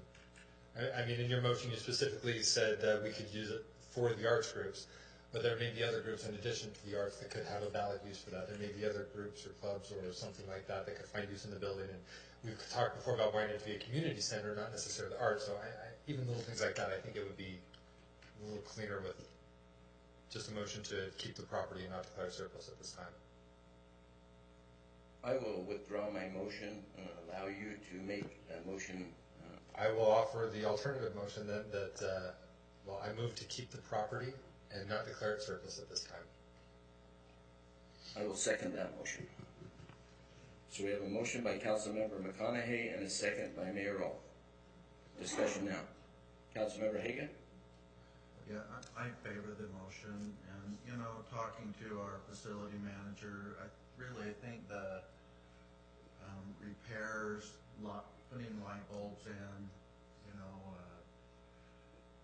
I think they've already done the parking lot, so I don't think there's major expenditures, and and only our facility manager can answer that, but there will be a little requirement just so people are safe and things like that. But Please, Bryce. If I could just add, and we can have staff weigh in on this more. Yes, we need to create a budget. If you intend to keep it, we'll need to create a budget for maintenance and things like that. And it's true, as we've talked to staff, that there are certain threshold limits of occupants in the building that, as it exists, without fire sprinkling systems and things like that, if we keep it below certain limits, mark it, identify it, and keep within those limits, we wouldn't have to go to great expenditures for higher limits. If you direct staff to work out what those details are, so that we're just doing regular maintenance, but not making any great expenses for those higher occupancy limits, I think we can work within those, can't we? And that would allow people to go practice in things as long as we don't get over certain numbers, and allow the staff to work out what those details are. We can bring that back to you. Would that be okay? That's great. Councilmember Stoker. Just kind of add some detail to what Bryce is talking about. The building right now, I believe, is classified as an A2 occupancy, which was used as a library. There's a fine threshold between being able to use it as a performance center or a recital hall or whatever.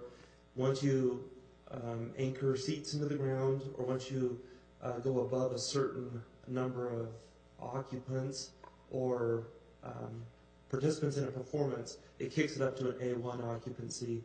And once you do that, it requires a substantial code upgrade. And so I would hope that if the intent of the council is to not dump a ton of money into fire suppression systems and other code upgrades, that we make sure that we use it in such a way that we keep it as an A2 occupancy, which may restrict some types of performances and how seating and staging is done. Yeah. Councilmember Hagan? Just real quick, and I echo, I think, what Councilman Stoker's saying is perhaps maybe we come up with some policy, temporary policy, and the council can pass it off so our arts folks know exactly what to expect. That would maybe be an idea we could discuss. Councilmember Southwood. Thank you. The reason I mentioned this earlier is look, if we have a car we know we're going to sell, I'm not going to put new tires in because they get flat. I'll just fix the flat. And that's not what I'm not saying. I'm not saying don't fix the flat. I'm just saying we're not want to invest all kinds of money into something. I'm not in favor of this. I want this else. I will be voting no. But I just want to, I've seen this happen before. We need to set some expectations of what this building can be used from, and maybe this is not the appropriate time, but what this building could be used for, how many people should be in there, what the expectations are as far as when they're going to come in and now put in seats and everything. No, that's not what the expectation is, or at least I hope not. That's not what I'm going to vote for. So that's the only reason I use that metaphor with the tires. You know, fix the flat, but don't replace the tires. I think what Councilmember Haga said of creating a policy and establishing so everybody knows what we can and can't do, we're more than willing to work on that and prepare that for you, and then that everybody knows the boundaries. So we'll work on that. Thank you. Councilmember McConaughey. Thank you, Mayor. Going off what Councilmember Southworth just stated, I would suggest that if this motion were to pass, that we direct staff to bring this back as an agenda item, facility use for the old library at our next council meeting, so we can have a more robust conversation about that, because I think we're getting a little bit off topic here. So with that, if there aren't any further comments, I would also call the question. We had one more. I'll hold that. Councilmember Nichols. Thank you, Mayor.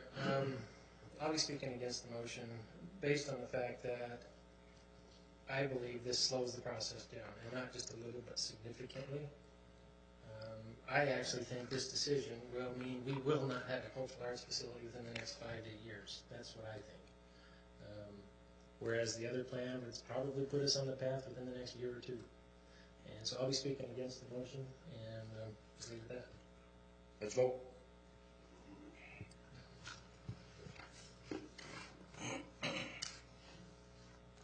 Councilmember Haga? Yes.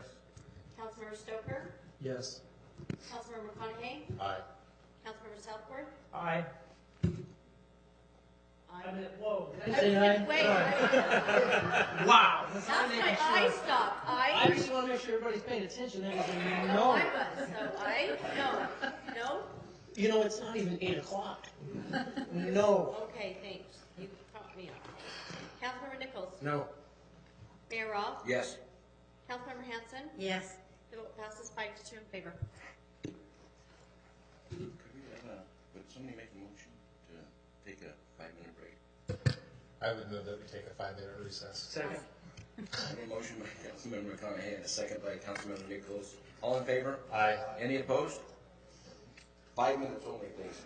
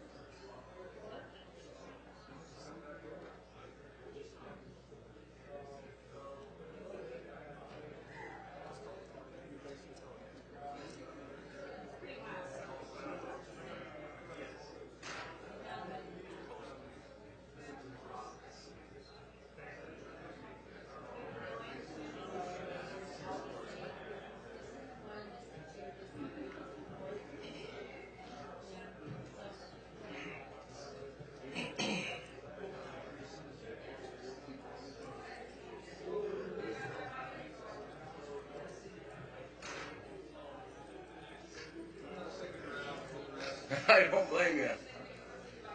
Good to see you, Clive. It's good to be here. Need to put my name back in. Hey, wide open. I know I can't hug the David, but I'm going to hug him as a friend. This is a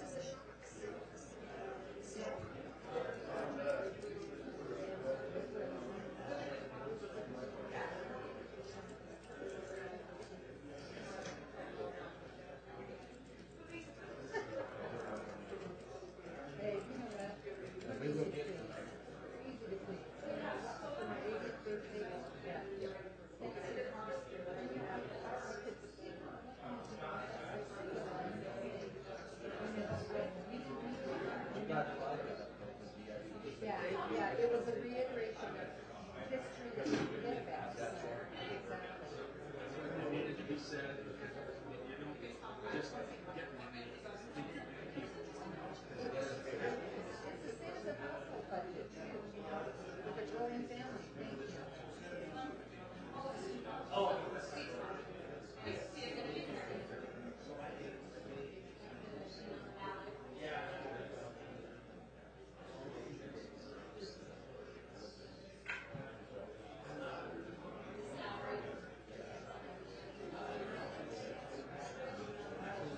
you.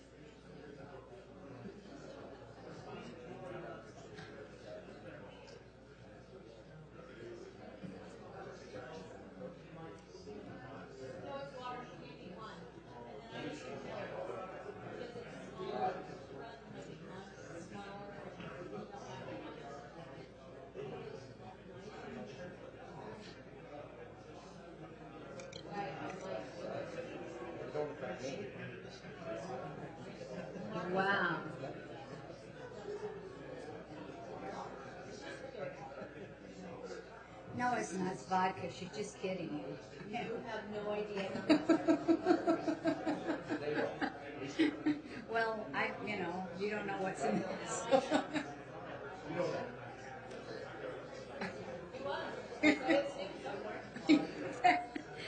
That's why'd you call me?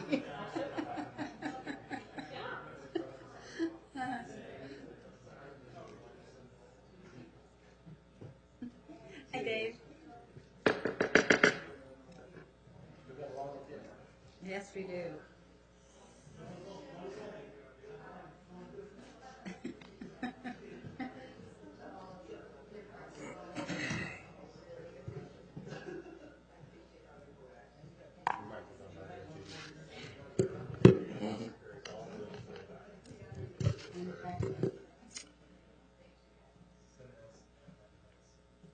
Okay, item 8B, receive public input and consider for approval resolution 15-43 to amend the general fund, capital support fund, information technology fund, parks capital support fund, road capital support fund, sewer fund, solid waste fund, storm water fund, the water fund for the fiscal year 2014-2015.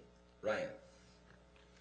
Yes, I will turn the time over to Eric Okerlund, our budget officer, to go through this.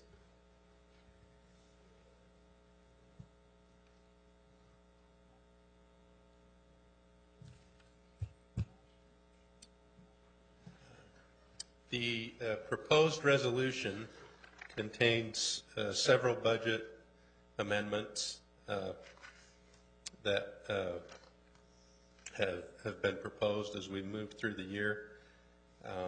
This slide shows the net impact of those various budget adjustments, and the information you've previously been delivered has a brief description of each one of those items, and with that, I think the best way to move forward would just be to address any questions that you might have relative to these changes. Questions from the council? Councilmember Southworth. Thank you, Mayor. I move to approve. Yes. After we have a public hearing, which we will start right now. That's number 2 for me tonight. Councilmember Hagan. Thanks, Mayor. Eric, so, good packet, by the way, very professional, thank you. I just want to so we're amending the budget. I'm mainly focused on the general fund right now, and because I've been, we've been able to see where we're progressing and our city's growing, which is awesome. So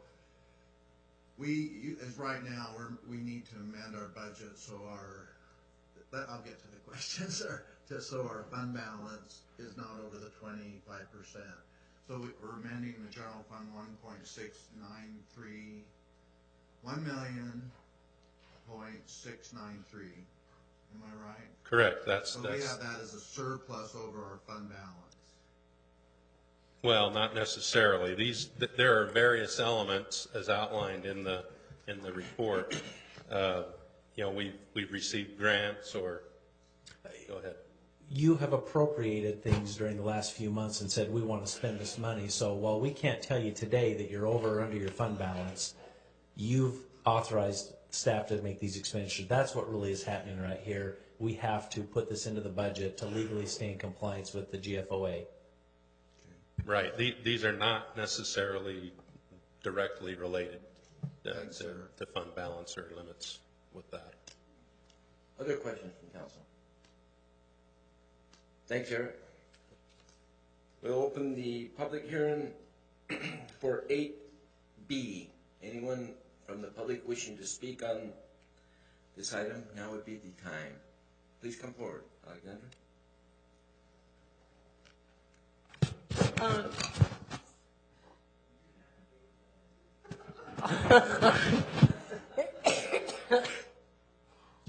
$1,000.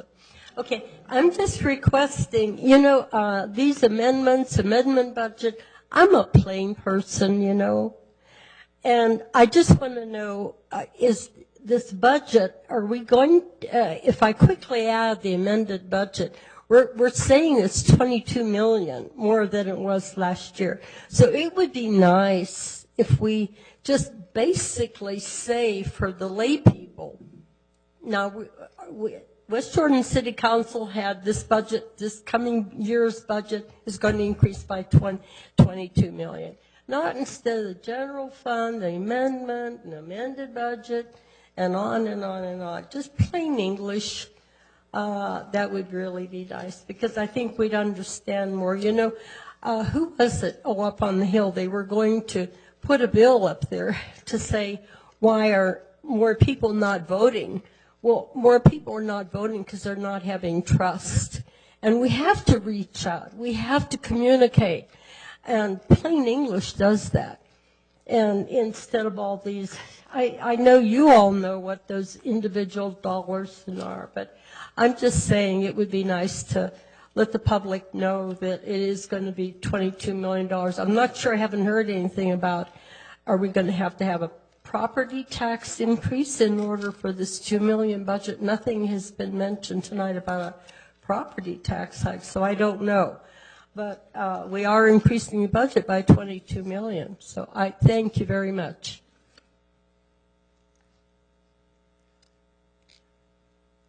Just to be clear, the budget is always a ever-moving target, you know, as expenditures go out and the income comes in, so we always have to make amendments. And we're transparent. That's why we do it in open meetings, so that everyone can see it.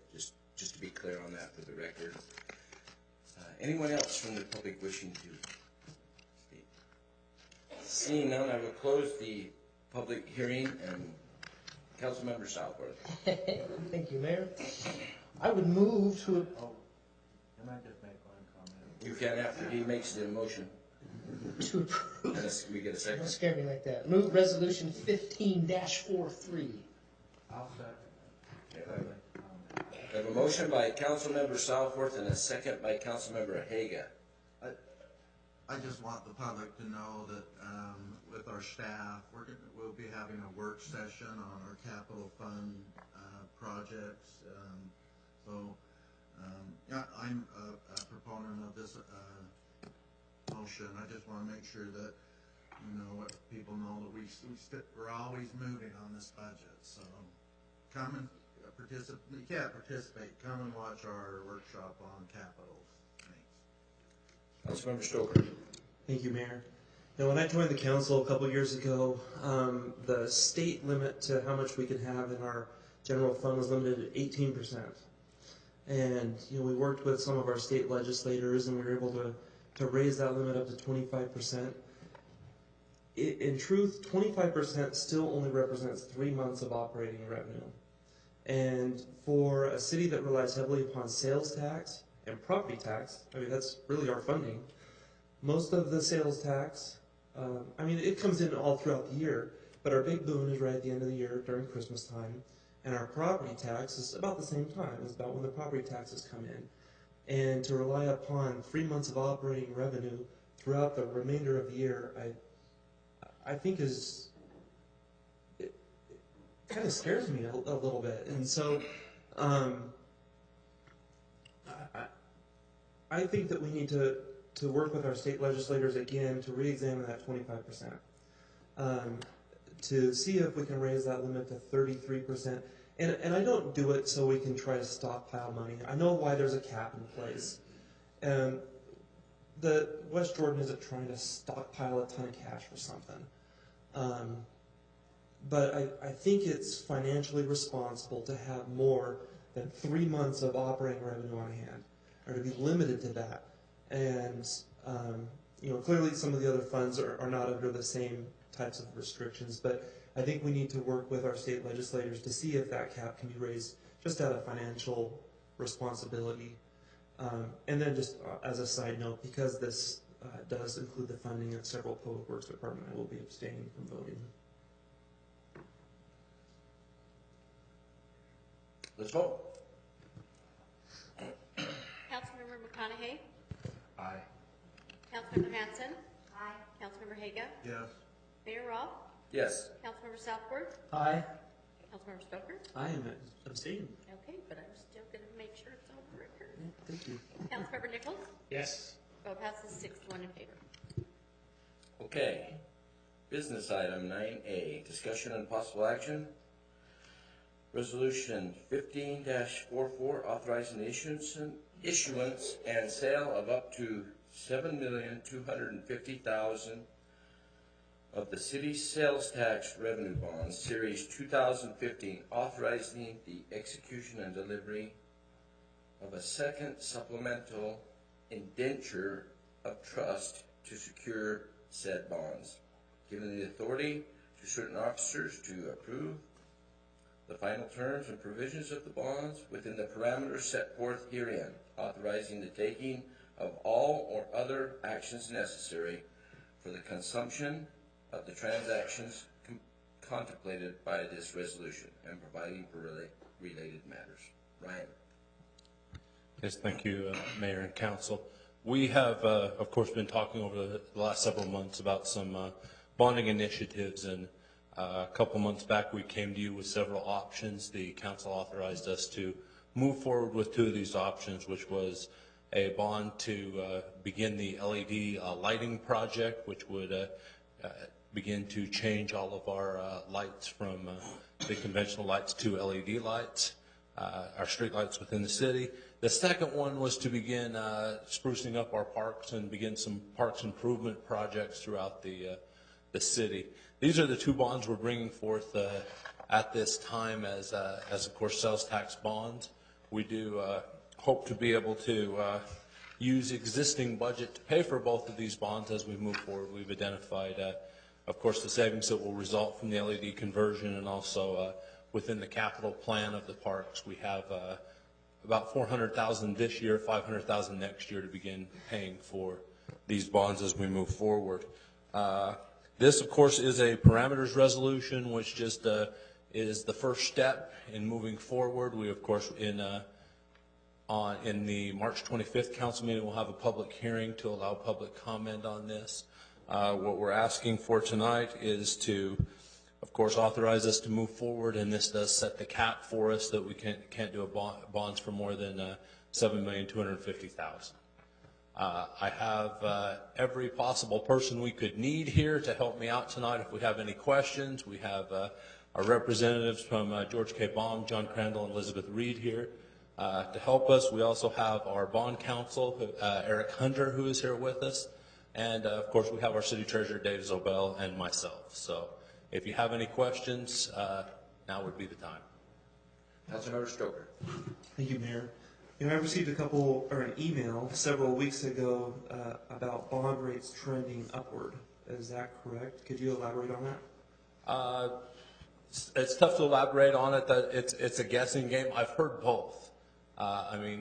We went to a conference, Dave and I just recently, from Zions Bank, and they claimed that bond ratings were going to hold. They didn't see any upward trend. We've seen other upward discussion of upward trends as it goes along. It just depends. We've been hearing for a couple of years now that bonds, the rates have to go up at some point.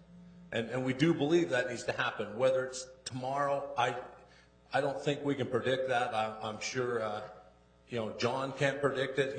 I would assume he would say the same thing I am, that we would anticipate them moving up. We just don't know. But I guess to follow up with that, you don't anticipate them going lower?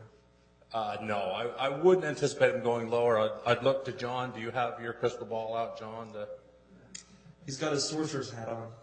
So, yeah, if I were to guess whether they're going to move up or down, my guess would be up. Yes. Thank you. Councilmember Southwood. Thank you, Mayor. Sorry. I have a question regarding, these are sales tax revenue bonds. Yes. Now, hold on just for a second. I'm going to set up my question here. We have, as a council, set one of our goals this year related to parks. And so we anticipate some kind of long-term solution to our parks and really, quite frankly, all of our open spaces and what have you. Okay, part of that, anticipating one option is a enterprise type fund that would be set up. Now, if we issue sales tax revenue bonds and we set up we end up setting up a new enterprise fund, can that enterprise fund pay for this bond that's associated with parks? Now, I don't know that I'm not saying that we would. Maybe we wouldn't want to do that, but what if that situation was to arise? Is that a possibility?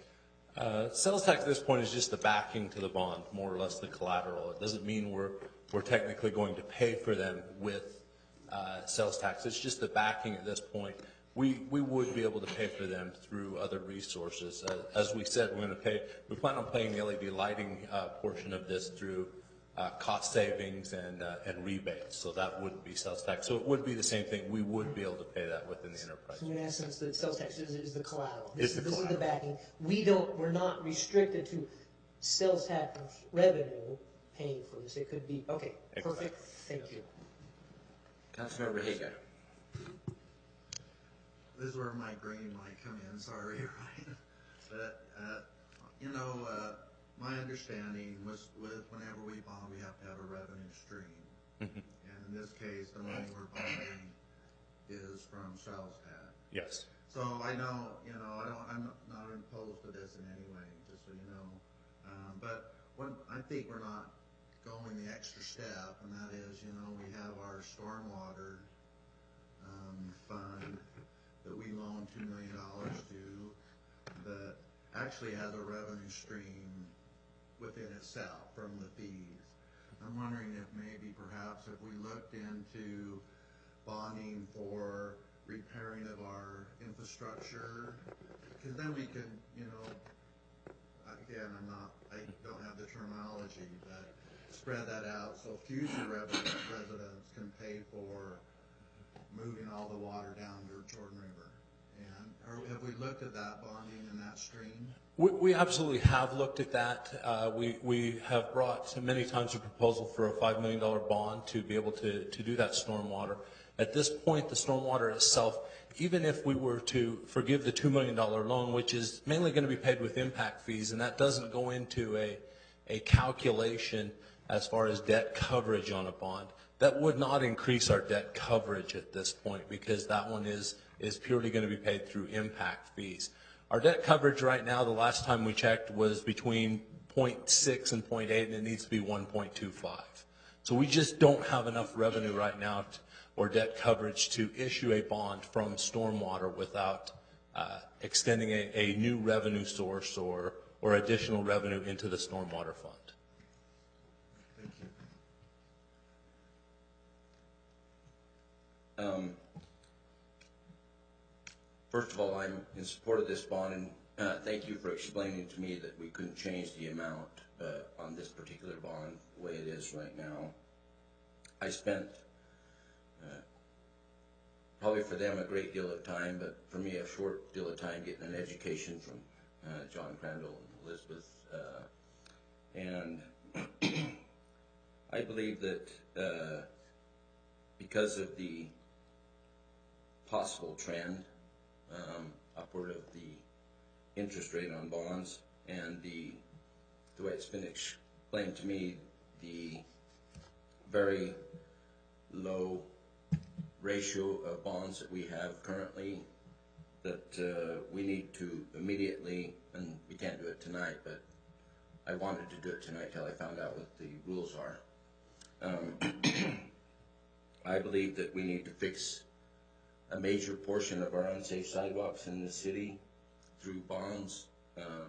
Also, I think that we need to catch up to status quo on storm drains so that it can be a manageable amount. And I believe, based on the information I was given, we have plenty of room with the backing of sales tax. So I'll just leave it at that. I'm totally in favor of moving forward. We promised Ryan the parks money quite a while ago. This whole entire council did. So, and the LEDs we've been waiting a year for. So I'm excited.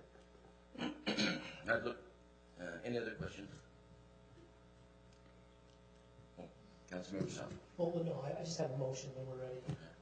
Looks like we're ready then. We are ready, okay. I would move that we approve resolution number 15-44. Second. We have a motion by Councilmember Southworth and a second by Councilmember Nichols. Discussion of the motion, Councilmember McConaughey. Thank you, Mayor. I think I'm going to have to speak against the motion on this one. I support the idea of improving the parks, the idea for the LED lights and some of the other projects that you mentioned that aren't included in this bond money as well. It's more in my mind, the principle of why we bond and when we bond.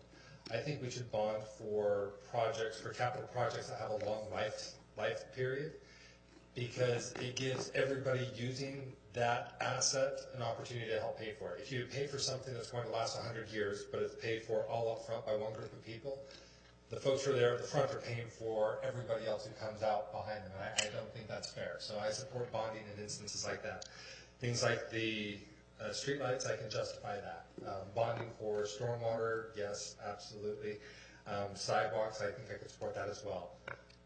Parks, on the other hand, we're bonding for maintenance and trying to play catch up.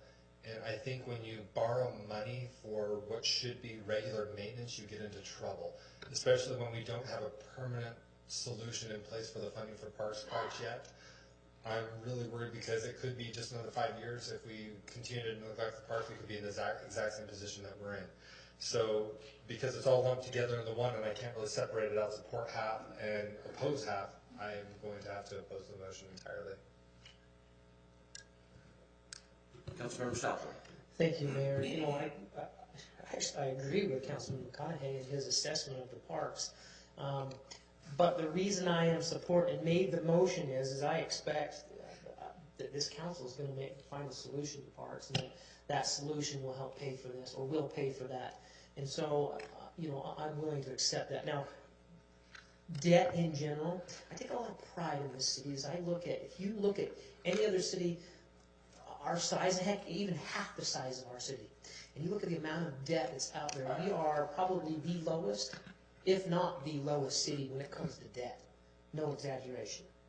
I take a lot of pride in that. I think that is awesome. So what we're doing and all the other projects give me a lot of pause. I don't like all this debt. But, there's always a but. You know, the payoff we talk about on the LED lights and the situation we'll have with our parks, I can swallow this and accept this. But I hope in the future that we move very cautiously when it comes to debt. And just because we can doesn't mean we should. And so I would express caution as we move forward when it comes to debt in the city of West Jordan. We have a pretty good history, I think. I love it. I don't want to turn that around and be responsible for that. So let's use prudence and caution. But I will be in support of this tonight. Thank you. Let's vote. Mayor Rolfe? Yes. Councilmember Haga? Yes. Councilmember Stoker? Abstain. Councilmember Nichols? Yes. Councilmember McConaughey? Nay. Councilmember Hanson? Yes. Councilmember Southworth? Aye. Vote passes 5-2 in favor.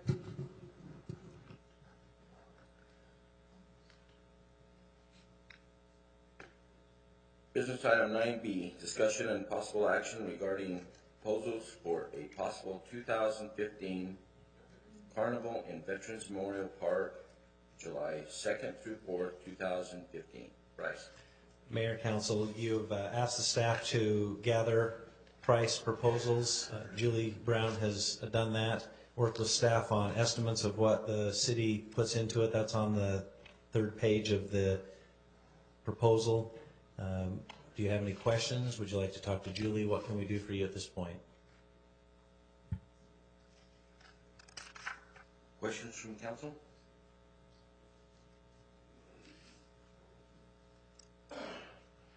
I have one. The $83,000 seems extremely high, so I guess I need some clarification.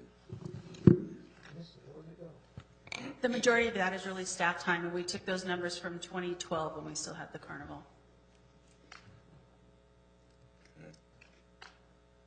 But the staff actually works and doesn't actually expend Correct. Is this overtime that you're claiming the staff time? This is overtime? To 82,000? get police and fire, yeah, The majority of 82,000? Wow. and even parks. Now, Mayor, it is true that we have had one carnival provider say we won't have the demand on public safety that other carnivals have had in the past. Obviously, we don't know what that will be, and we would obviously want to prepare for the safety of our public to be as prepared as we've been in the past. But hopefully you'll understand that that's why we kept the numbers that we did. And when I called references on that company, the other cities said they haven't ever reduced the amount of public safety that they've provided.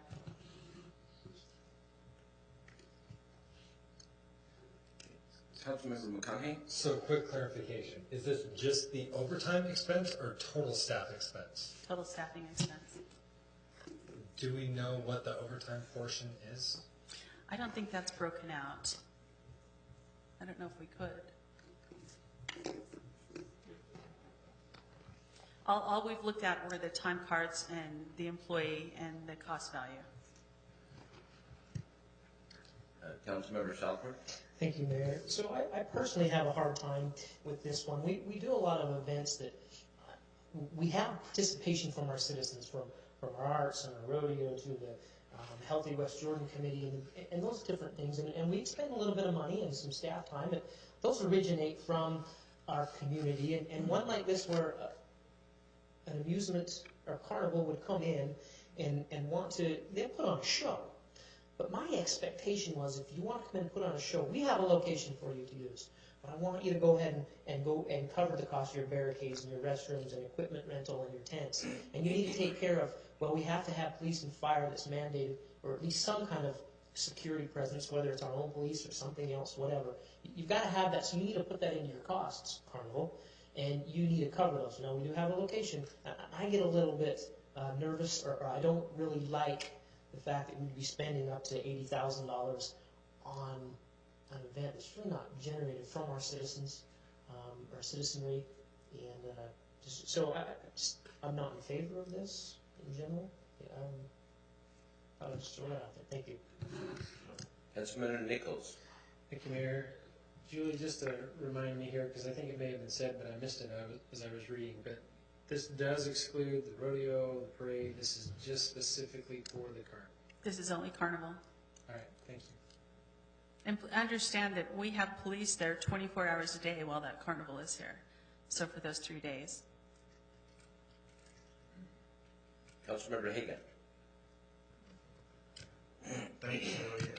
You came to us on a retreat and said, we do put a lot of burden on you. So you still have home running. But on this one, again, the business part of me, I know we have a cost of $83,000, but we're guaranteed $25,000. Is that correct? Correct.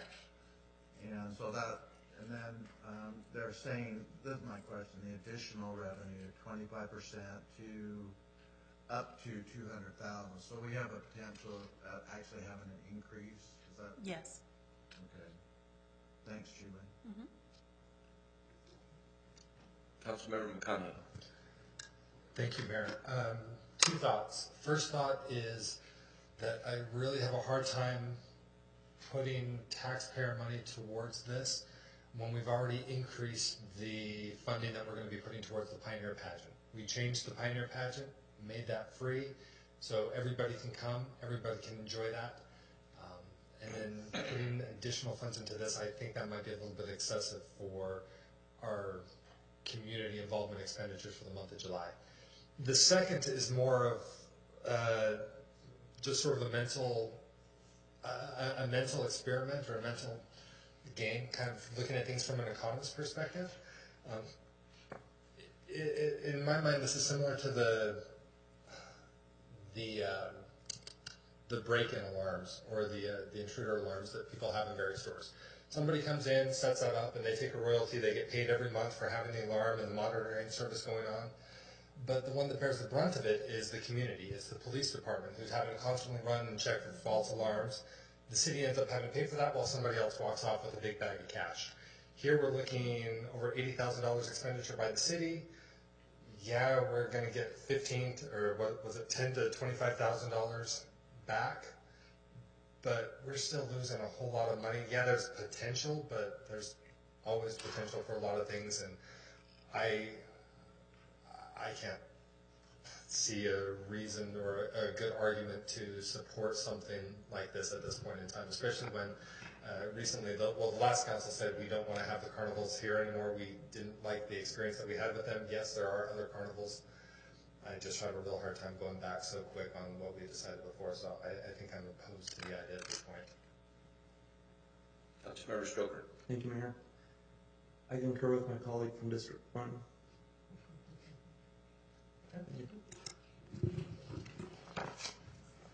Thank you, Julie.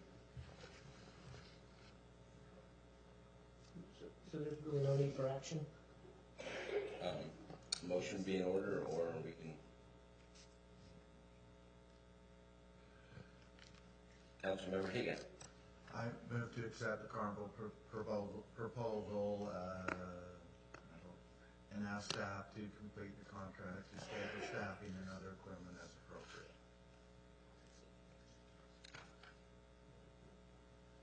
I'll second, just for discussion. Quick question. There are 4 different proposals listed. Which particular proposal?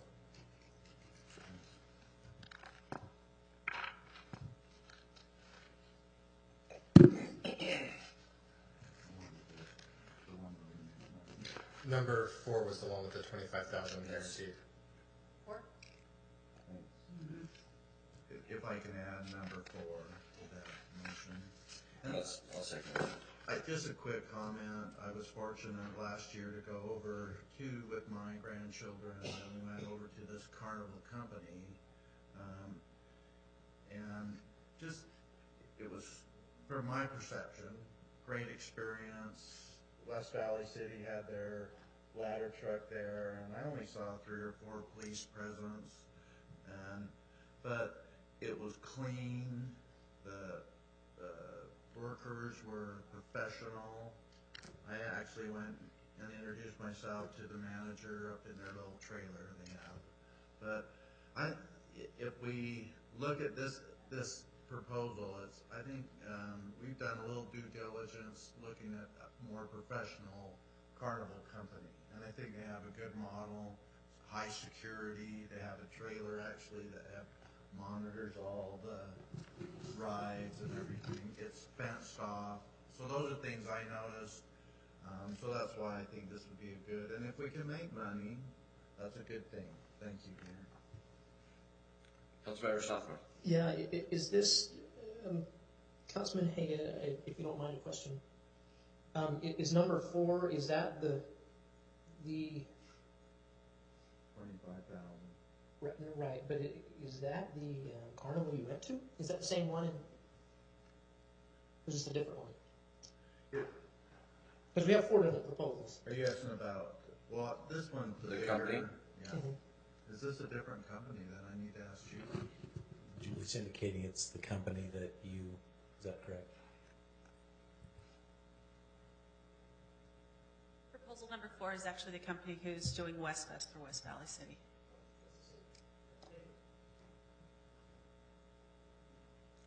I will just state before we vote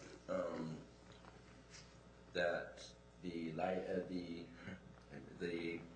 carnival that existed in our park before has no resemblance to the one that has been proposed here. That 2 cities neighboring us to the north use this carnival company, and so I just want to make sure you knew that there's a vast difference in the quality between this company and the company that you witnessed before. Let's vote. Councilmember Southworth? No. Councilmember McConaughey? No. Councilmember Hanson? No. Councilmember Stoker? Yes. Councilmember Hagan? Yes. Councilmember Nichols?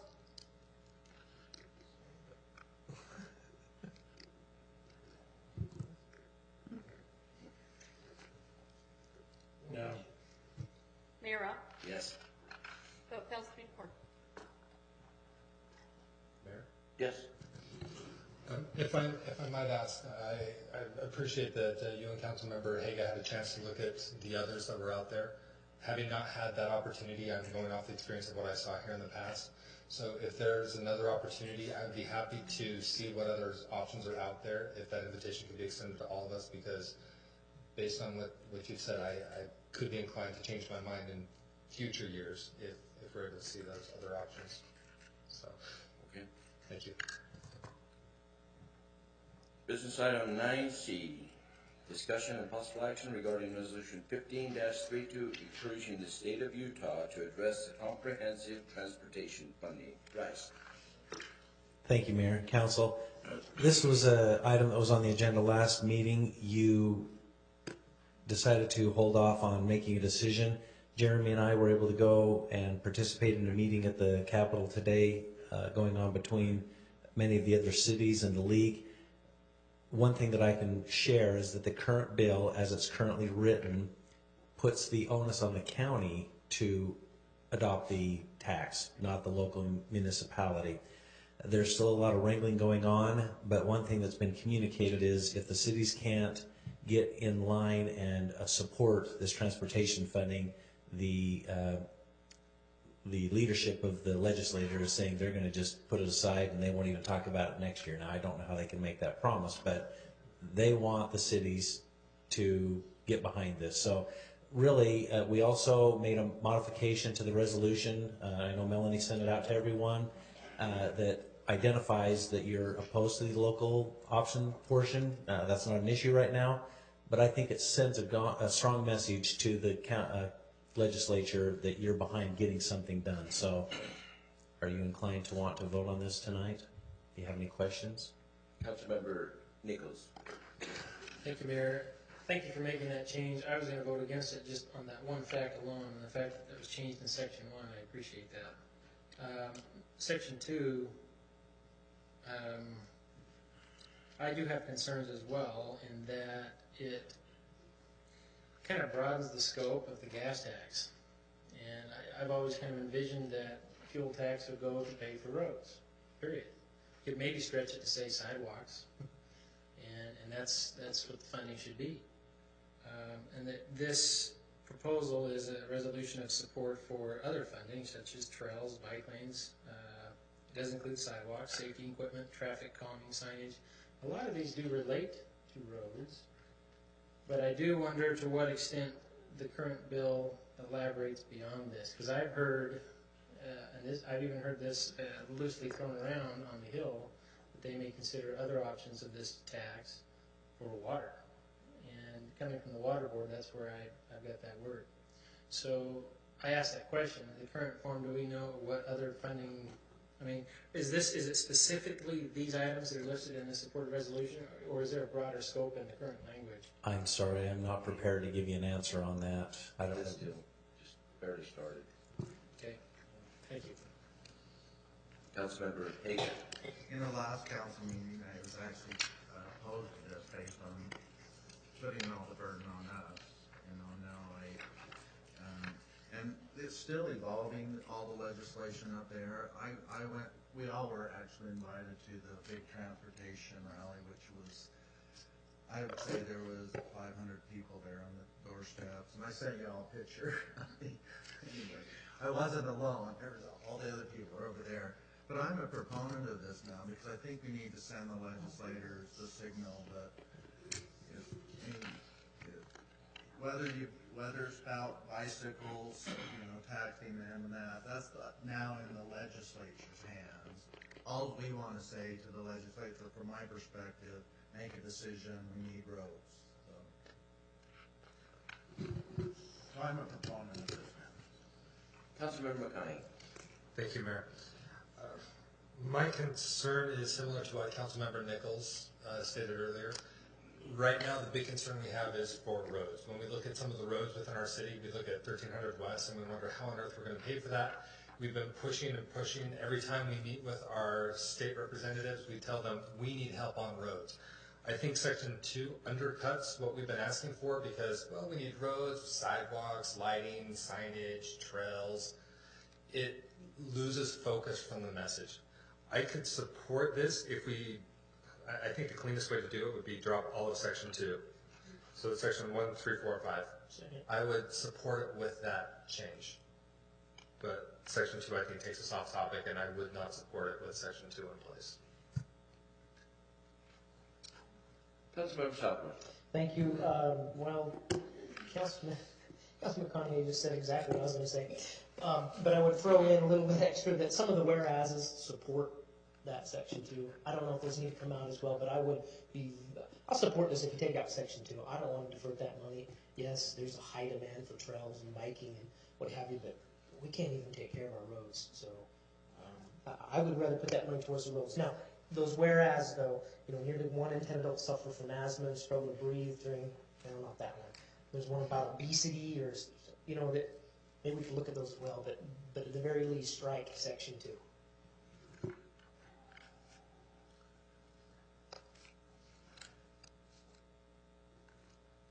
Motion? Please, Councilmember Nichols. Thank you, Mayor. I move that we approve resolution, this is 15-32, amending it by striking section 2 and any corresponding whereas statements that relate to that section. Second. A motion by Councilmember Nichols and a second by Councilmember McConaughey. Discussion of the motion? Councilmember Southworth. Thank you. I would just throw in, it's the third, on the first page, is the third to the last whereas that says invest in safe and connected trails, bike lanes, sidewalks, and multi-use paths, et cetera, et cetera. That one could be struck. And probably the one above it as well. That says nearly 50% of Utah adults are overweight. Thanks for rubbing it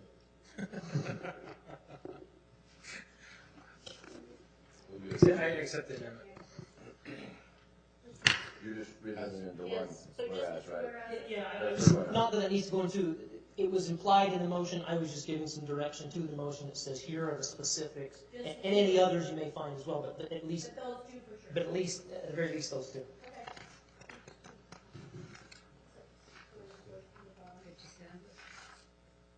And your second still okay with that? Absolutely. Before we vote, may I make one quick comment? I just want to make a quick comment to the council. As we continue to work with the legislature, I feel it really important that we emphasize individually when we have those conversations with representatives and senators how important it is that we get funding for lane miles, not just for the length of the road. It's really disparaging to think that a small town is going to get more funding per mile of roadway just based on the fact that they're a 2-lane road and we've got 4 or 5s, and it's just crazy. Anyway, I just wanted to throw that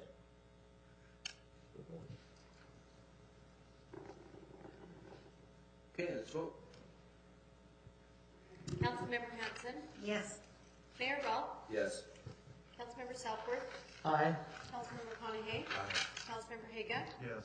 Councilmember Nichols? Yes. Councilmember Stoker? Abstain. The vote passes 6-1 in favor. Okay, so everyone supported this, so yes, make sure we support the same issue as we talk to our legislators. I think you all know that 290 passed the House today, and it's rapidly going through the Senate without the amendments that we asked for. So. Item 9D, discussion and possible action regarding scheduling a public hearing to consider increasing the city council's salaries. This was mine. I spoke to most of you about this issue. We talked about it a year ago. I just believe that, and I know that Councilmember Nichols and myself had a discussion in depth about this, and if you draw a line between, well, I'm going to let Councilmember Nichols describe the chart that he made up and we talked over, so if you don't mind. Hey, thank you, Mayor. I just made it up. You want me to pull it up on the website? If you can, that would be helpful for the audience to see. So Thank you, Mayor. I appreciate the introduction. When the mayor put this on the agenda, I just asked for a little more time, a couple weeks to look this over, because I wanted to be able to just plot something in my mind. I wanted to be able to correspond a council member's salary with respect to the population of the community. That's what seemed best to me, because the population is really what drives the demand on that individual council member. Other communities have considered, corresponding it to their budget amounts. I just chose to use population. What I wanted to see is there a correlation between council salaries and population in other communities that surround us, and plot that out with West Jordan. And what I found in doing this, I used information that the mayor provided. I also used information that South Jordan provided. They recently went through the same discussion in January. And also did some research on my own to come up with these salaries. It's not all inclusive of all communities, but I just tried to get a general consensus. What I wanted to know in a scatter diagram was whether there was a relationship, and affirmatively I established that there was a linear relationship between population and the council salaries that are being offered across most of the cities in Wasatch Front. What I found in particular that I would bring to note is that you'll see two dots that are a lot higher than that linear graph. Those happen to be Salt Lake City and Sandy. Yeah, I believe it's Sandy. They're significantly higher than that linear equation, or linear line. As you look, there are two dots that are way below all the others in that line. That happens to be West Jordan and Bluffdale. Those are the communities that stand out on this linear relationship. What you find is that most communities are within about 20% of that line. And what I would encourage this council to consider tonight is to put us about in that neighborhood, within 20% of that line.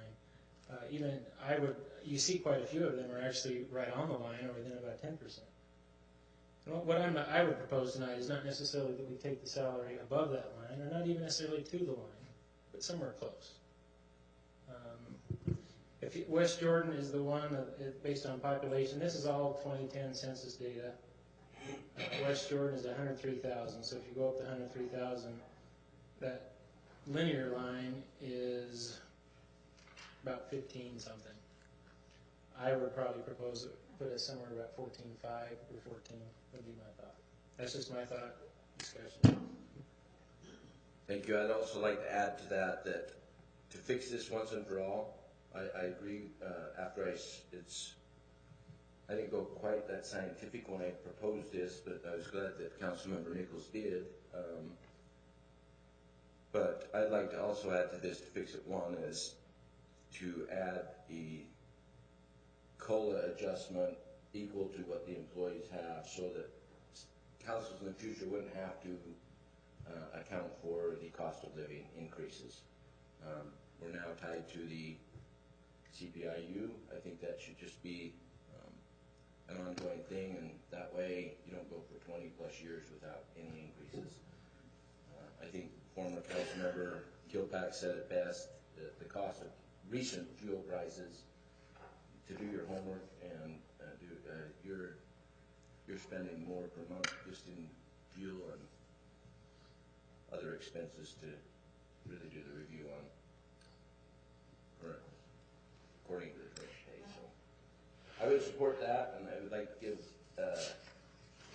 staff direction to bring this back so that we can have a hearing on it and move on it. Let's see, we got Councilmember Stoker and then Councilmember McConaughey. Ironically, I might be the only one that does not have a conflict of interest on this.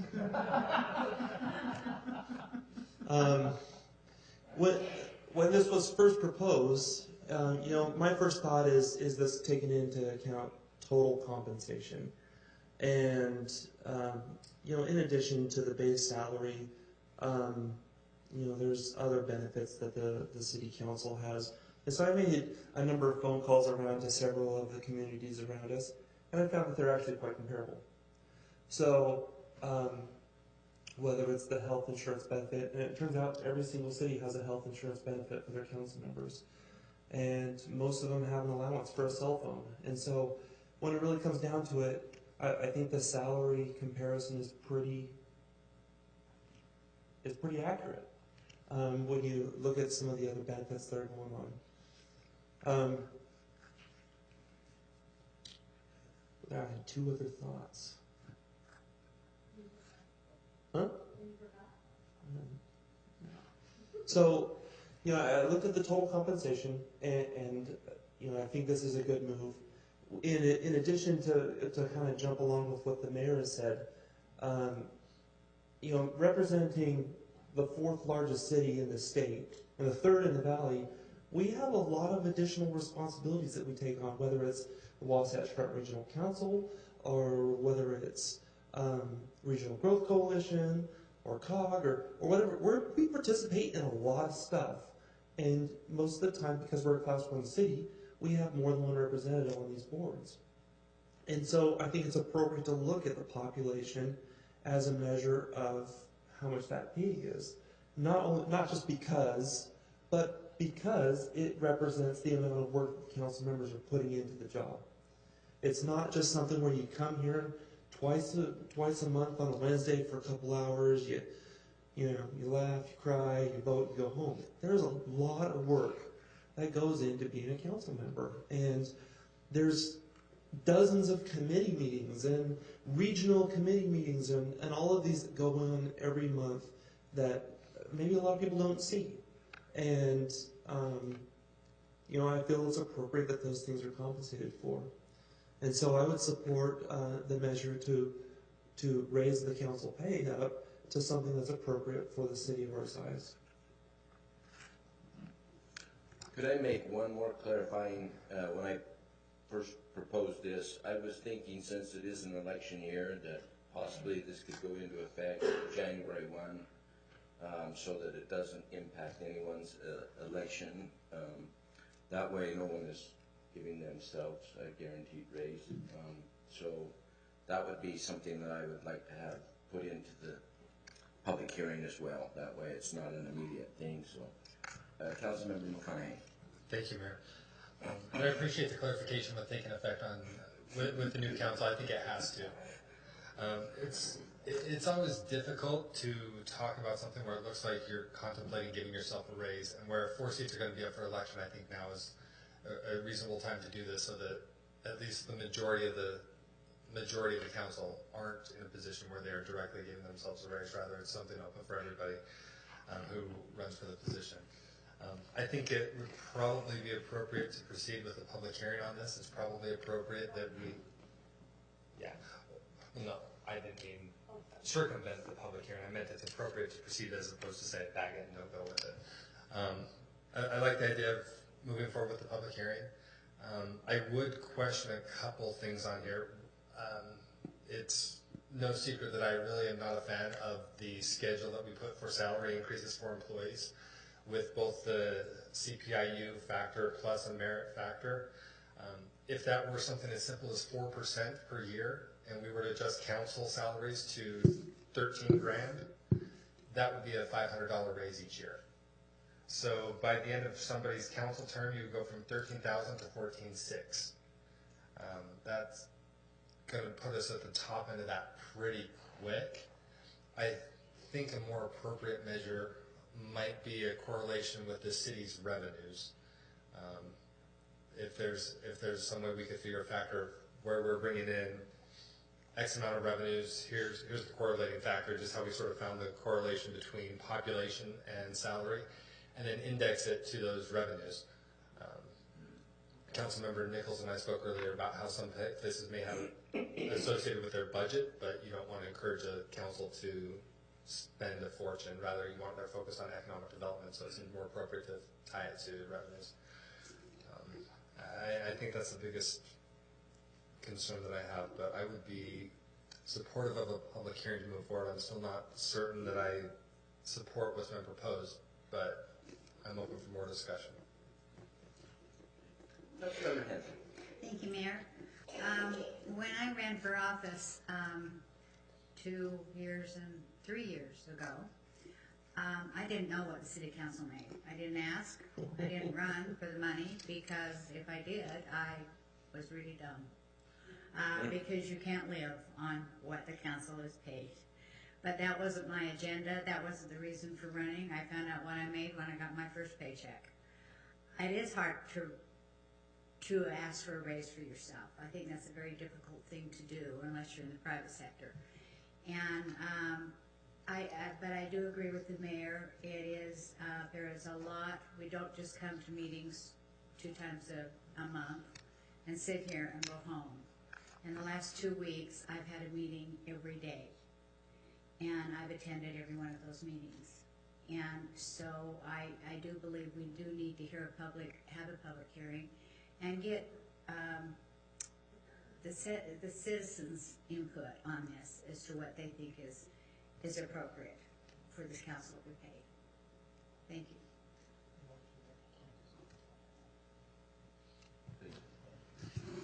Mayor, I just want to make a quick motion that we extend the meeting to 9:45. Second. Have a motion, a second. All in favor? Aye. Aye. Opposed? Not opposed, but I had a quick comment to the motion. And that was just a reminder that we also have the RDA meeting that needs to be published as well. We have to do that last, yes. So there was one opposition, Mayor? Was that right? Did you oppose it? No. Oh, sorry. No, I was just slow too. Any opposed? Seeing none, okay. Okay, so. Councilmember Haga. Thanks, Mayor.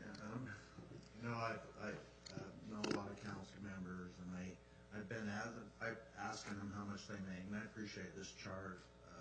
Councilman Nichols is awesome. Way to go. I think that's really where they do lie. I know people in Draper. I'm take a different position, and I'm not afraid to say that these council members, I know how hard they work.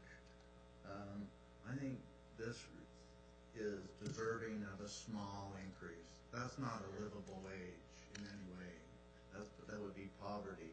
But I think we're sending a signal if we do approve it, and it gets a council decision after a public hearing, that we started immediately, because I think that it will motivate, and I'm not against any re-election folks, but I think it will motivate others to think more about city council and the time that takes. That's for me been a revelation of the stress and what you have to put up with. No, I shouldn't say that. What you have to do, excuse me, apologize, to perform your duty as a councilman. So I would ask that we have the public hearing, we consider immediate passage if the motion, I'm running out of time, if it passes at a public hearing. Thank you, Mayor. Councilmember Southwood. Well, thank you, Mayor. I too, I think like Councilman Stoker did, I happily don't have a dog in this fight, really. I don't have a conflict of interest, if you might say.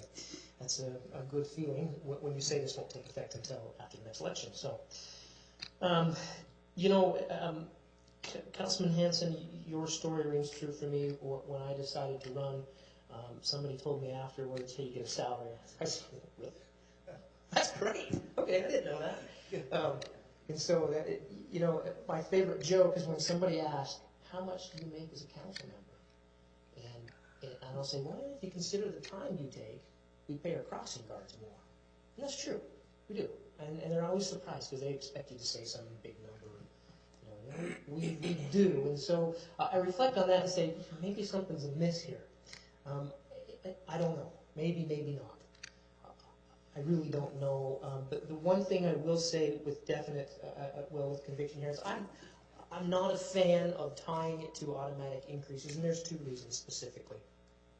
When it comes to increasing a salary for a council, there is definitely a conflict of interest. And then when you tie it to the employees of the city, you open the potential for a lot of finger pointing to say that you unnecessarily gave maybe a healthy increase when you shouldn't have, because that's tied to your own salary, and that makes me nervous. And so I would not do that. The other reason is it makes it hard to do this. And I look at our property tax, and if you look at that, when we implement a property tax, immediately after it goes into effect, it starts to lose value. And people always say all the time, hey, how come you don't decrease property taxes? Well, if you really knew how it worked, it's decreasing every single day because of inflationary pressures, because of the cost of insurance, because of the cost of doing business goes up. that does not increase the property tax. Now, that's why we're motivated to have new growth, because then we get new revenues. But I think intentionally the legislature said, we're going to set it up this way because it's hard. And you really need to think about, do we need to increase the taxes? And you have to go through truth and taxation. You have to go back to the citizens. And it's very difficult, but it really makes you think about, is it the right thing to do? And I think the salaries of council members and the mayor and all of us probably ought to be the same way. It's hard. And you have to have the backbone to do that. So I would just respectfully say that if we do go down this road, that we not tie it to any automatic increases. That could get out of hand. It takes those, it should intentionally be hard. It should be intentionally hard to raise your own salary. Nowhere else you have that opportunity to raise your own salary. So I just would not support these automatic increases. Thank you. Councilmember Stoker. If there's no other comments, I'm prepared to make a motion. Please. Okay. I move to direct staff to schedule a public hearing for March 11th, 2015, to consider amending the city code, increasing city council members' monthly salary from $815 a month to $1,200 a month with this, I'm going to leave out the stipulation for now. I'll leave it at that. Thank you. $815 a month to $1,200 a month. I'll second that. A motion by Councilmember Stoker and a second by Councilmember Haga. Discussion of motion? See none? Let's go.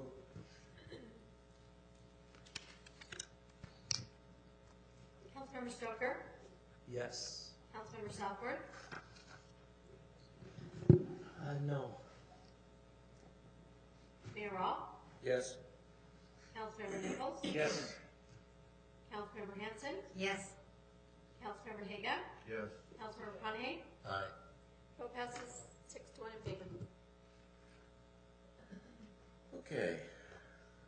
Discussion and possible action regarding Resolution 15-33, authorizing staff to place on the November 2015 municipal general election the issue to change the form of government to a council mayor form. Councilmember Haga. Thanks, Mayor. I'm going to cut, I think hopefully everybody's read this. I sat down with our honorable recorder, city recorder, and we looked at some of our past experiences as a city and how we educated our public and how we debated on an issue that back then it was relative to the park, which I was, a participant of. And it was a really informative process. The council divided up pro and con, whether they are for it or against it, and we had great conversation. Last year I put this on the agenda and it was premature. I'll be the first one to say that. I saw a window as far as our timing to get it on last year's ballot. But where we are now, if we take this proposal by signature, the council loses the debate. And that's the problem I fear sitting here and being a sponsor. We lose the debate of dividing up as a council, educating the public, and which way they go, whether it's right or wrong. And real quick, and I hope all of us know this, one of our most sacred documents, the Declaration of Independence, it was based on the consent of the people. We're here because we had consent of the people. And so, I'm not really, it's not necessarily important for the council to sign off on this if they feel it's a problem. But I would like to see it on the ballot. Let the question go out, let the debate begin. I'm prepared to allow the council to divide up and do the program outline that we did years ago. It was a very productive, and I don't have time to tell you how that works, but so that's thanks, Mayor. That's all I have really to say about it. Councilmember Southworth. Thank you, Mayor. As mentioned last time when this came up, I'm actually going back and looked at our July 30th, 2014 meeting when we had this topic, and I look at what the motion was there and the information presented and what we have today, and I still strongly believe that it is in violation of our council policies and rules to even discuss this evening. And so I would respectfully, I would actually move that we table this to a date following July 30th of this year, as determined by either the sponsor or any other member of the council to bring this back. And that is a motion. Just to be clear, that was on the 2014 ballot, not the 2015. Right, and it was July 30th that we discussed this change before we got government session. So following July 30th, any time after that is the motion.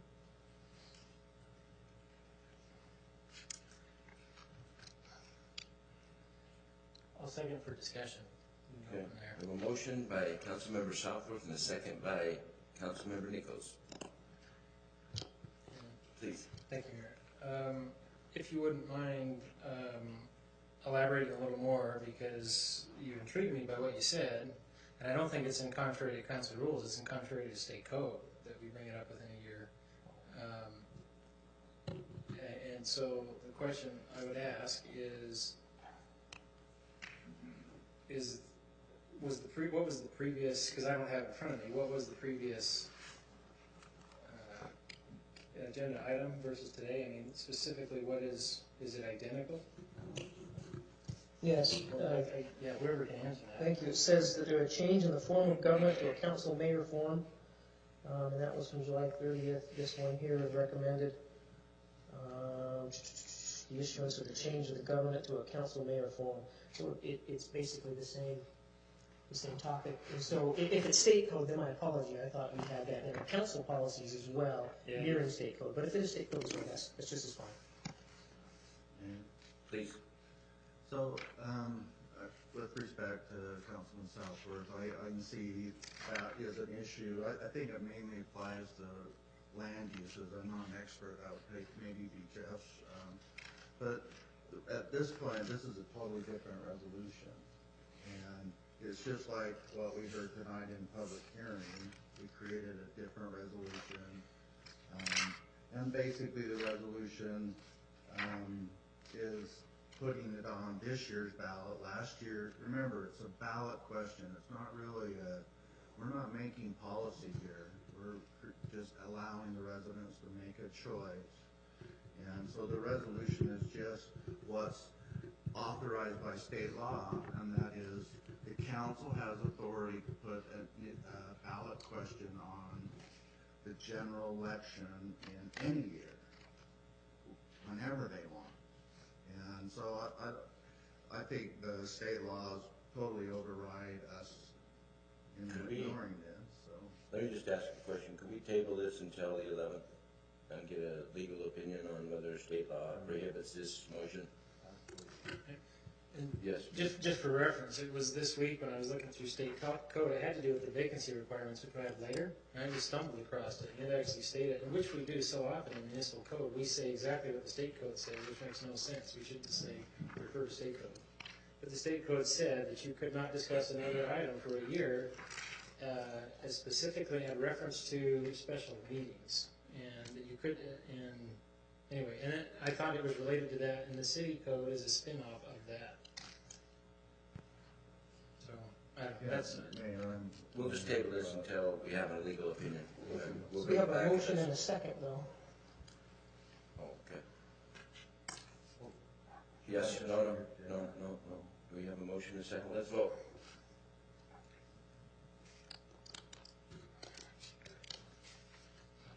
Can I make a comment to the motion? Oh, please. Yes, I think I'll be voting against the motion because I would prefer to hear from legal before we say that we're going to table something beyond July 30th or not. So I'll be speaking against the motion. I will withdraw the motion if we want to have time for a legal review. That's no problem. So we'll just table this until we have a legal opinion on the legality of it, okay? Is that okay? Anyone opposed to that? Seeing none, Jeff, please.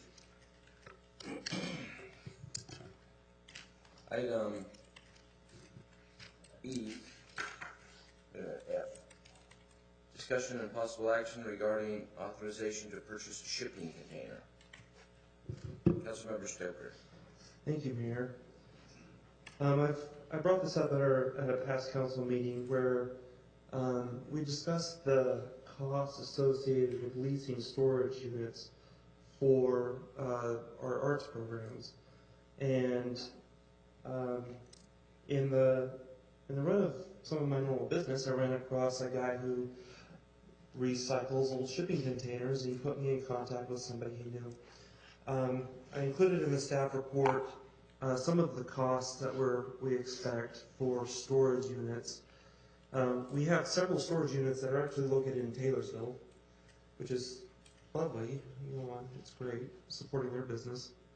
But we look to spend $14,974 this current fiscal year on storage, and starting in the next fiscal year in July, that will go up to about $16,774.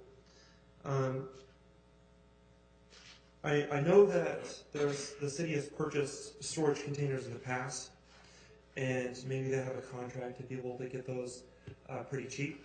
But I just wanted to explore the option of potentially purchasing storage containers to be able to eliminate the leasing costs.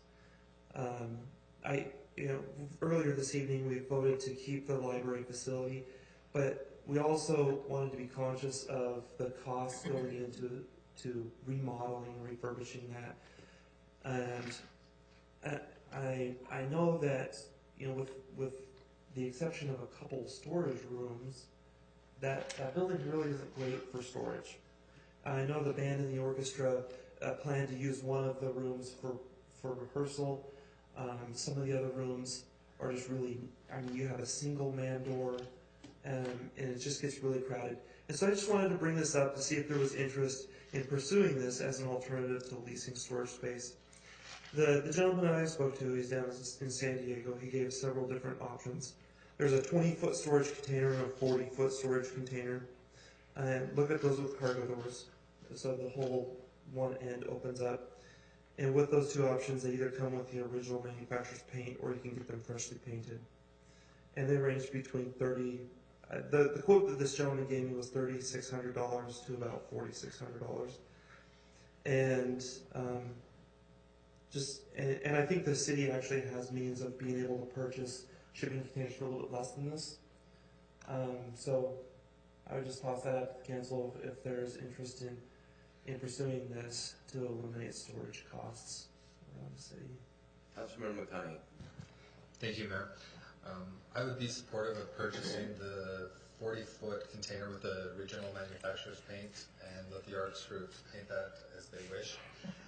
I would assume they'd probably get creative and do that anyway, so I don't see a need to spend $500 extra for painting. The other thought is that last council meeting we made I think it was last council meeting, maybe the one before, we gave an additional $9,000. I would propose that what was it? Yeah. No, the motion said, what the write-up said 9, we discussed 6, but on the actual motion it said $9,000. So I would suggest that the funding should come from that to pay for that. And then I would suggest we start with one, and then if that works well, we could see about possibly getting another later, but I would start with 145 now. Councilmember Hagan. Well, thanks, Mayor. I sat in a meeting with the Chamber of Commerce president when we had a business come to us with a code violation.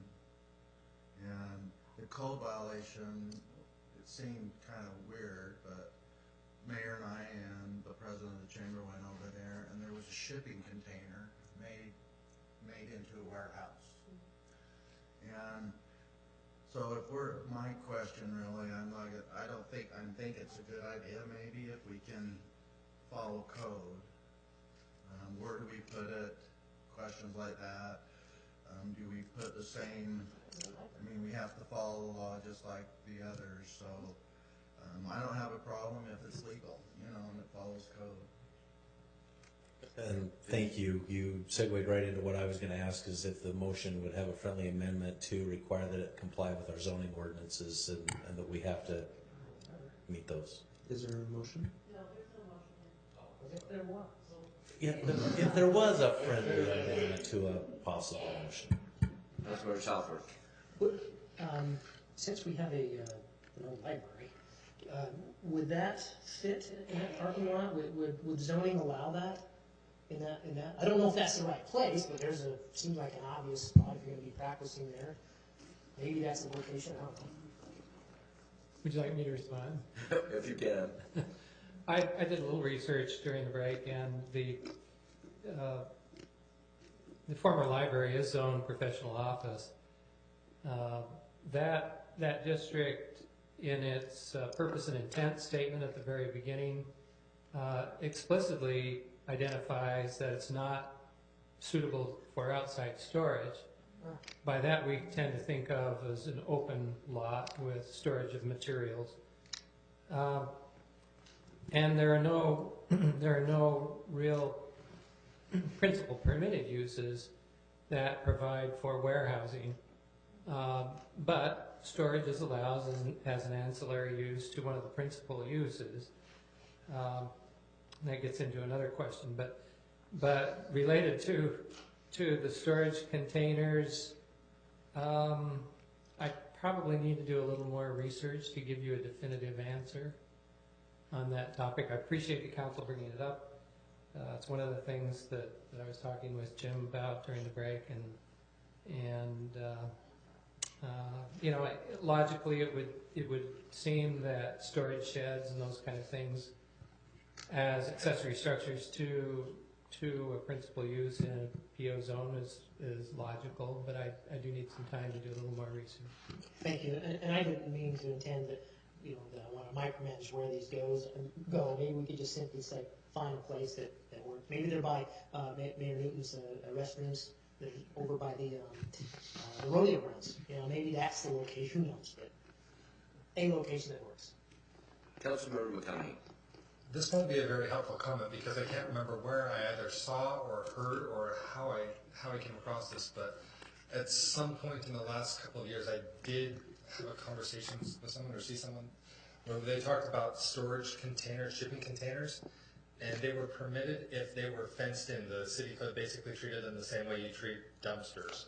It just has to be fenced and securable and basically obscured from view. I don't recall if that was here or if that was one of the cities I traveled to, so again, not really a helpful comment, but just a thought. We have 2 or 3 over at the soccer complex right now, the leagues use. Yeah, just on the south side of the Public Works building, I think. East, yeah. That's where the code violation is. I would just make a statement.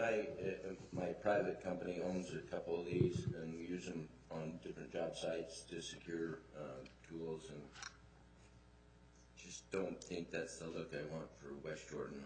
I would be opposed to purchasing them, so I just wanted to throw that out.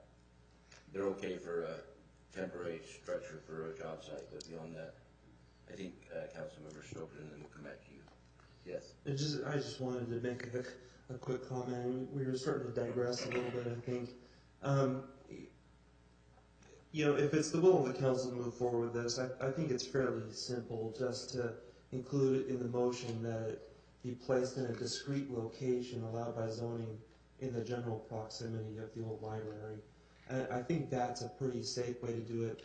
And maybe it does go out by Mayor Newton's restrooms or tucked in behind the rodeo grounds or what. But if it's in a discrete location allowed by zoning, I think that allows some flexibility to oh my goodness, people want me to make that a motion. I'll make it a motion. I move that we purchase one 40-foot shipping container at competitive pricing and place it in a discrete location allowed by zoning. I have a motion by Councilmember Stoker and a second by Councilmember Haga. Discussion of the motion, Councilmember Southworth. Thank you. Currently not familiar with the amount of space that we lease in the Taylorsville location. Will one 40-foot container handle, or compensate? Do we need 2? I can answer that question. You need 7. No, 3. 3. In the staff report, I kind of listed out this a little bit. The Taylorsville location has 3 storage units, and the leasing space at Airport Road has 2. And the ones at Airport Road are actually smaller. They're kind of the half-size ones. But, so if you wanted to completely eliminate the Taylorsville economic development plan, then you would need to purchase more than one. Councilmember McConaughey. I would ask for clarification where the funds to pay for this would be. Oh, out of the Arts Council budget. I'm sorry.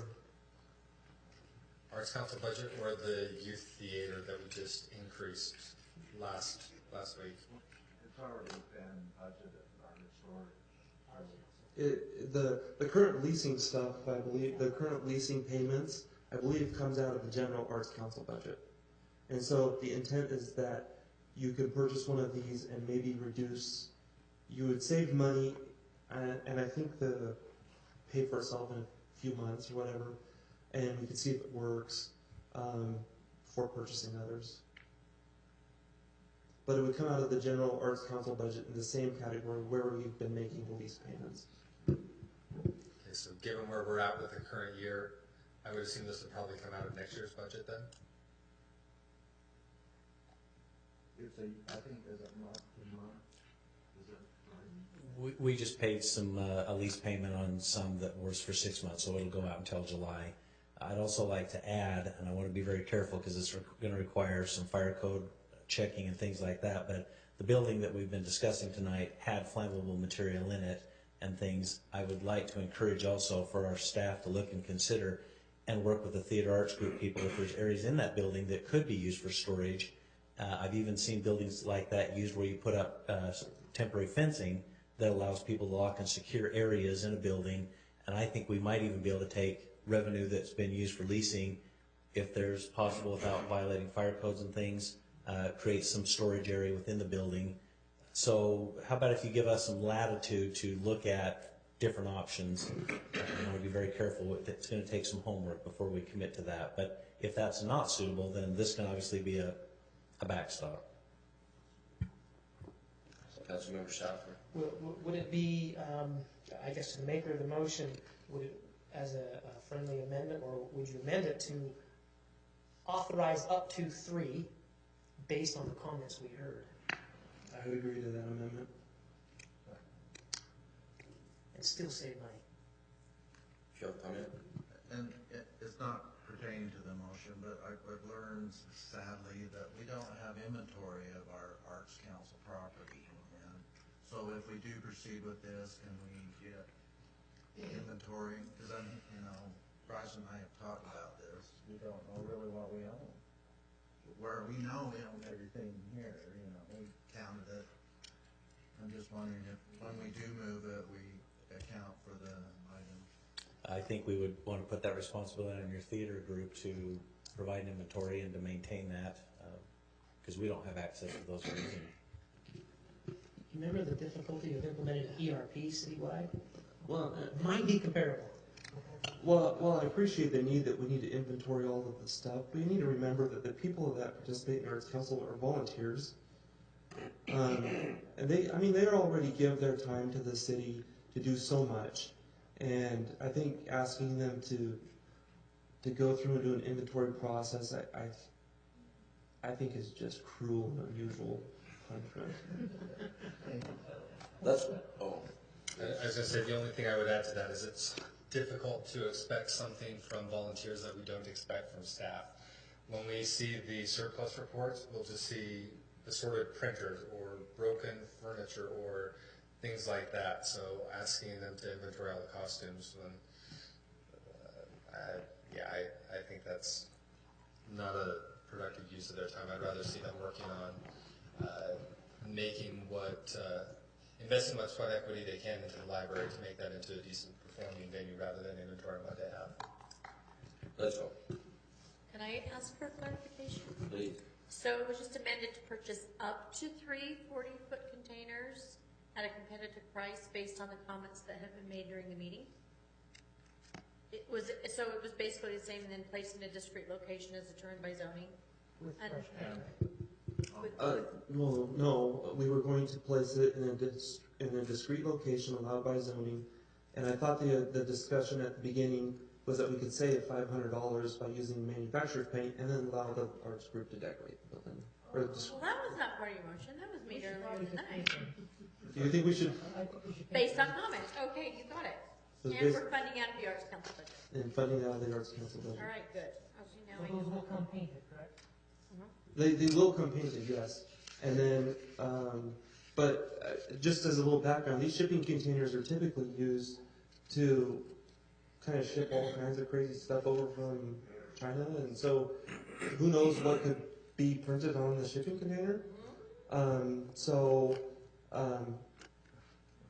But for the 40-footers, at least the company that I spoke to, they charge $500 to freshly paint the structure in a neutral beige color. If we wanted to have a little fun with it and turn it over to the Arts Council and let them decorate the shipping container, there's an opportunity to save $500, but I'm open to suggestions on that.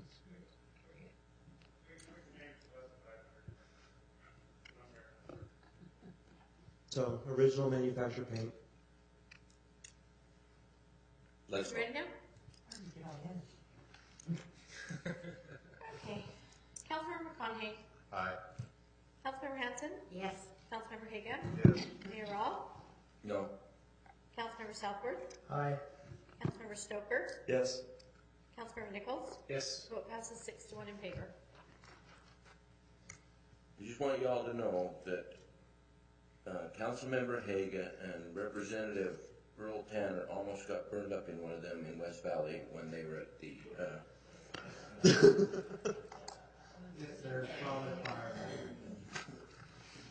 anyway. Moving on. Discussion and possible action regarding the allocation of and I must say that only our heroes saved their life. I witnessed and so did Bryce. Only our heroes got them out of there in time because it was within seconds. I'll just add our heroes let them in there too, but yes, they did save them. Okay, sorry. Item G. Discussion and possible action regarding the allocation of funds from the Capital Support Fund to begin the RFP process for an architect to design an arts facility. Councilmember Stoker. Thank you, Mayor. In light of the discussions we've had earlier this meeting, I just want to kind of emphasize that I think it's appropriate to move forward with an arts facility and at least look into that rather than just sitting back on our heels with an old library. There's a number of opportunities.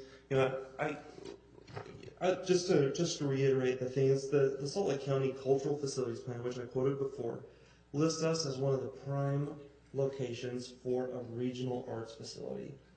And they also say that we are the wealthiest and the fastest growing area in the valley, the Southwest. The recommendations they give suggest, with the sugar factory site, we are a high priority on their cultural facilities plan. So to go along with that, and Councilmember Haga actually brought this up at a previous meeting, Salt Lake County has a cultural facilities support program. And as part of that program, they have grants approved by the county council that go towards cultural facilities. Some of these requirements is that you need to be a 501c3 or a local government. They fund they have a required match of 10% for capital projects and 50% for consulting projects.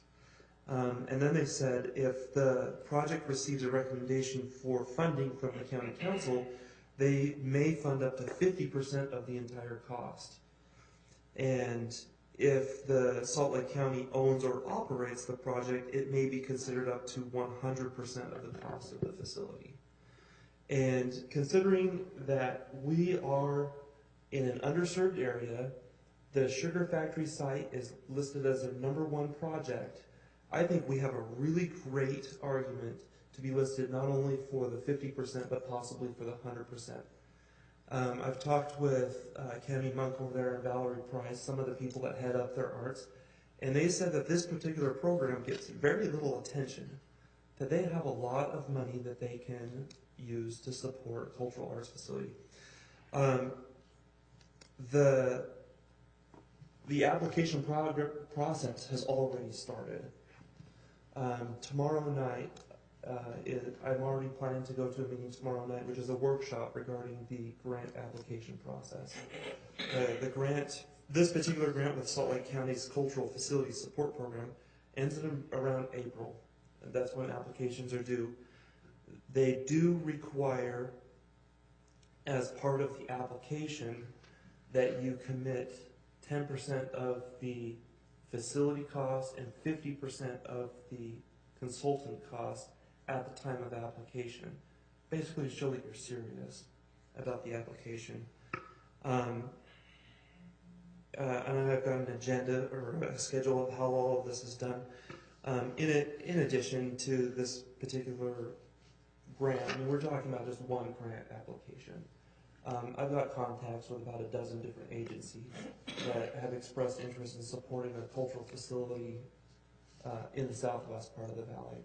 And I'm hoping to be able to start working on that. Again, I'd be working on my own time. It's something that I think would be a great asset to the city, both in economic development and just quality of life within our city. And would just ask for some starting funds to be able to do that.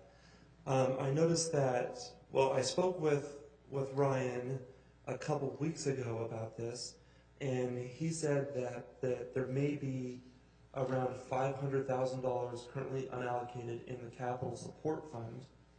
And of course, there's always ways you can spend that money.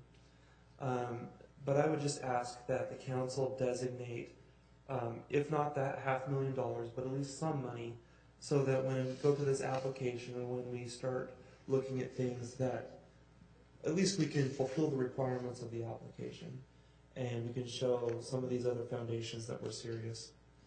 I talked with Jim Riding before the meeting, and he handed me a document from JRCA where they're prepared at a cost of $4,800, $4,800, to reach out to the various art groups within the city, the facilities personnel, arts council members, youth theater, the adult theater arts, or the Sugar Factory Playhouse, the band, the chorale, the symphony, literary and visual arts, as well as consulting other experts in the region, to be able to create a true scope and preliminary budget.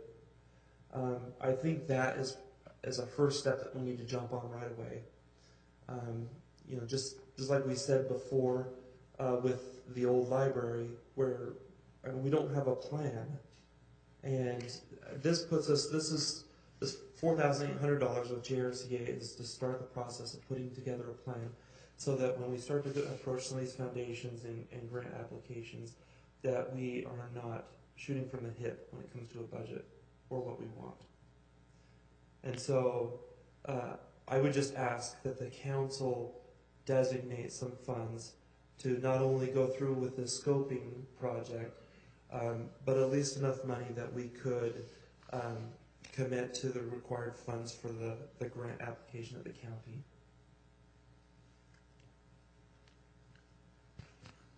Councilmember Cunningham. Thank you, Mayor. I'd like the suggestions brought up. A couple thoughts. Where to start? First of all, we talked about the possibility of various matches from the county, including up to 100%. I don't like that one because I think you mentioned that had to be turned over to the county in order to get that. Yes, so it would have to be county owned to receive 100% funding. I would like to just take that off the table now. So I'm all for the 50% match.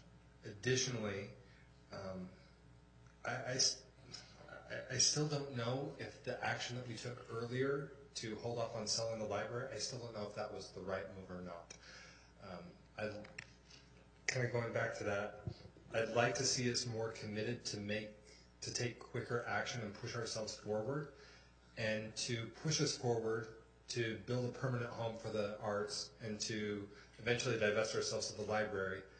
I would like to see us check to find if there aren't more funds. Maybe we can do some reallocations and more or less loan $1.25 million from capital support towards the completion of a new arts facility, with the intent that that'll help motivate the council to get things going, because then we can eventually sell the old library and pay back capital support that money. And it gives us more than just the $500,000 to get started with the architect. It gives us something so that people see we really have some skin in the game and we're ready to move. I really, really want to see, regardless of the decision we made with the old library, I'd really like to see us move quickly and concisely towards building a permanent facility for the arts. And I think if we were to find a way to loan ourselves that $1.25 million, anticipating we'll pay back with the sale of that library, I think that'll help ensure the more rapid completion of a home for the arts. Does that make sense? Councilmember Hagan. I don't want to go as far as where we go with the money, because I think that's a budgetary discussion, but you know, this is a visionary idea. Thank you, Justin. If we can get a first-class facility designed, and I use that word, my dad taught me that word, something that we can be proud of, that defines culture here in our city, I'm all for that. So if we have the money, Brian, I would be a proponent to go out for a design as soon as possible.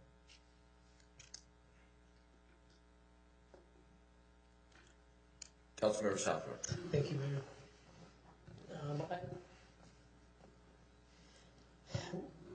Seeing that we did not sell the property, don't have money, that really hampers our ability to raise the money. So you've got to have it to raise it. You're right. Beyond that, I wonder, I questioned if we were moving too fast, and I still think we might be. We have an opportunity, and it won't say where this location is, but we're looking to partner with the county in a new rec facility. And we can create some real synergy in this endeavor by locating a facility of this type alongside this. And even a senior center is kind of the top, and really partner strongly with the county in that regard. You create that synergy and really the opportunity to raise a lot of funds, I believe, if we can bring all these together. That means you move the date out just a little bit further. But it, I think, opens up the opportunity for funding. That's the first reason. Second is I think it divests, or not divests, it places our facilities in the city in places where we don't have them right now. One thing that concerns me, putting it where we've already identified over by the rodeo grounds, is we have a lot of public facilities in that area. And there's other areas of the city where we don't serve our residents with the same amount of facilities in an area, I guess you might say. And so I think it's a good idea to move these things around. But those two together tell me that there's a great opportunity to create this synergy. And I agree, I would not turn something like this over to the county. This needs to be a city facility, because you can fool me once, shame on you, but fool me again, shame on me. I don't want to do that again. We need to retain that, but we can partner and really do something spectacular. And that's, just being honest, knowing our budgets, that's the way I think we're going to have to be able to afford this, to be able to track the type of matching funding that we're going to need. We can't do it on our own dime. We all know that. So we're going to need to find those partners. Thanks. My opinion is that we should bring this back, and we should appropriate up to $125,000 and go after the 50% matching grant at the county, which we have never got a dime of in the history of West Jordan. We deserve it.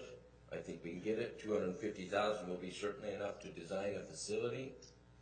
And in rapid fashion, I'm glad that Justin's going to the meeting. I know Arlene filled it out last year. We were denied, but I believe that we have a good chance of getting it. We'd have to bring it back for the budget, but I would like to see a motion that included up to $125,000 to get a design going. And unfortunately, I'm not willing to wait until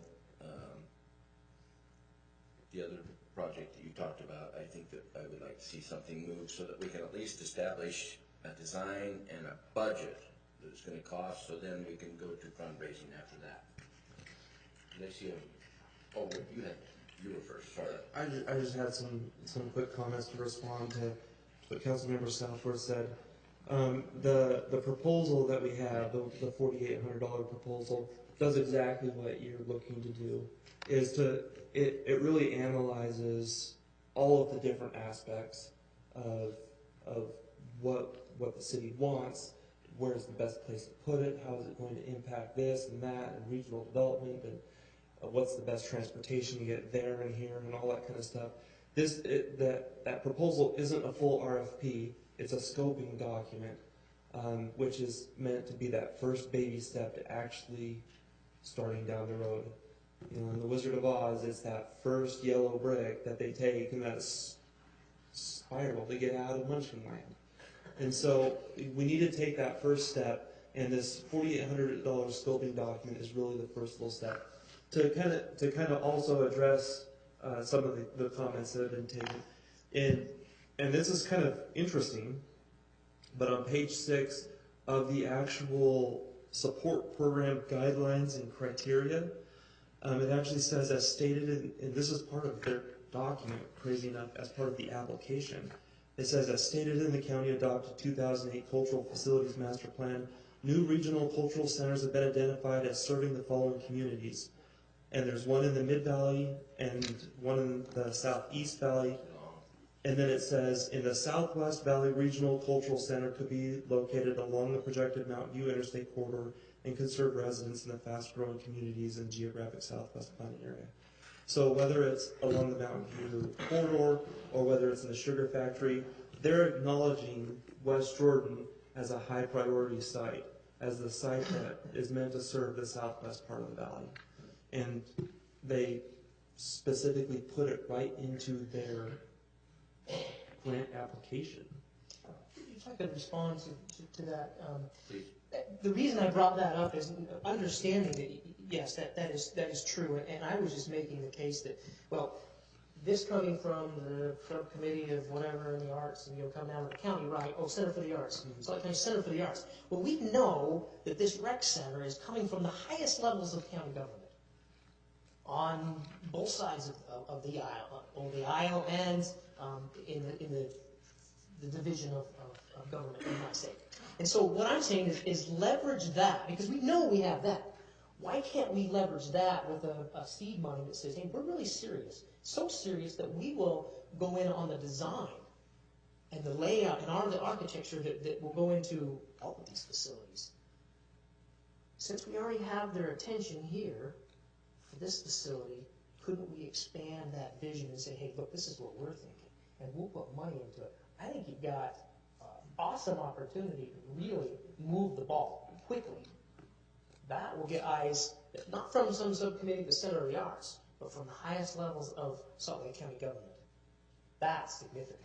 That's why I was making that point that we ought to consider this seriously, because we could do something really cool.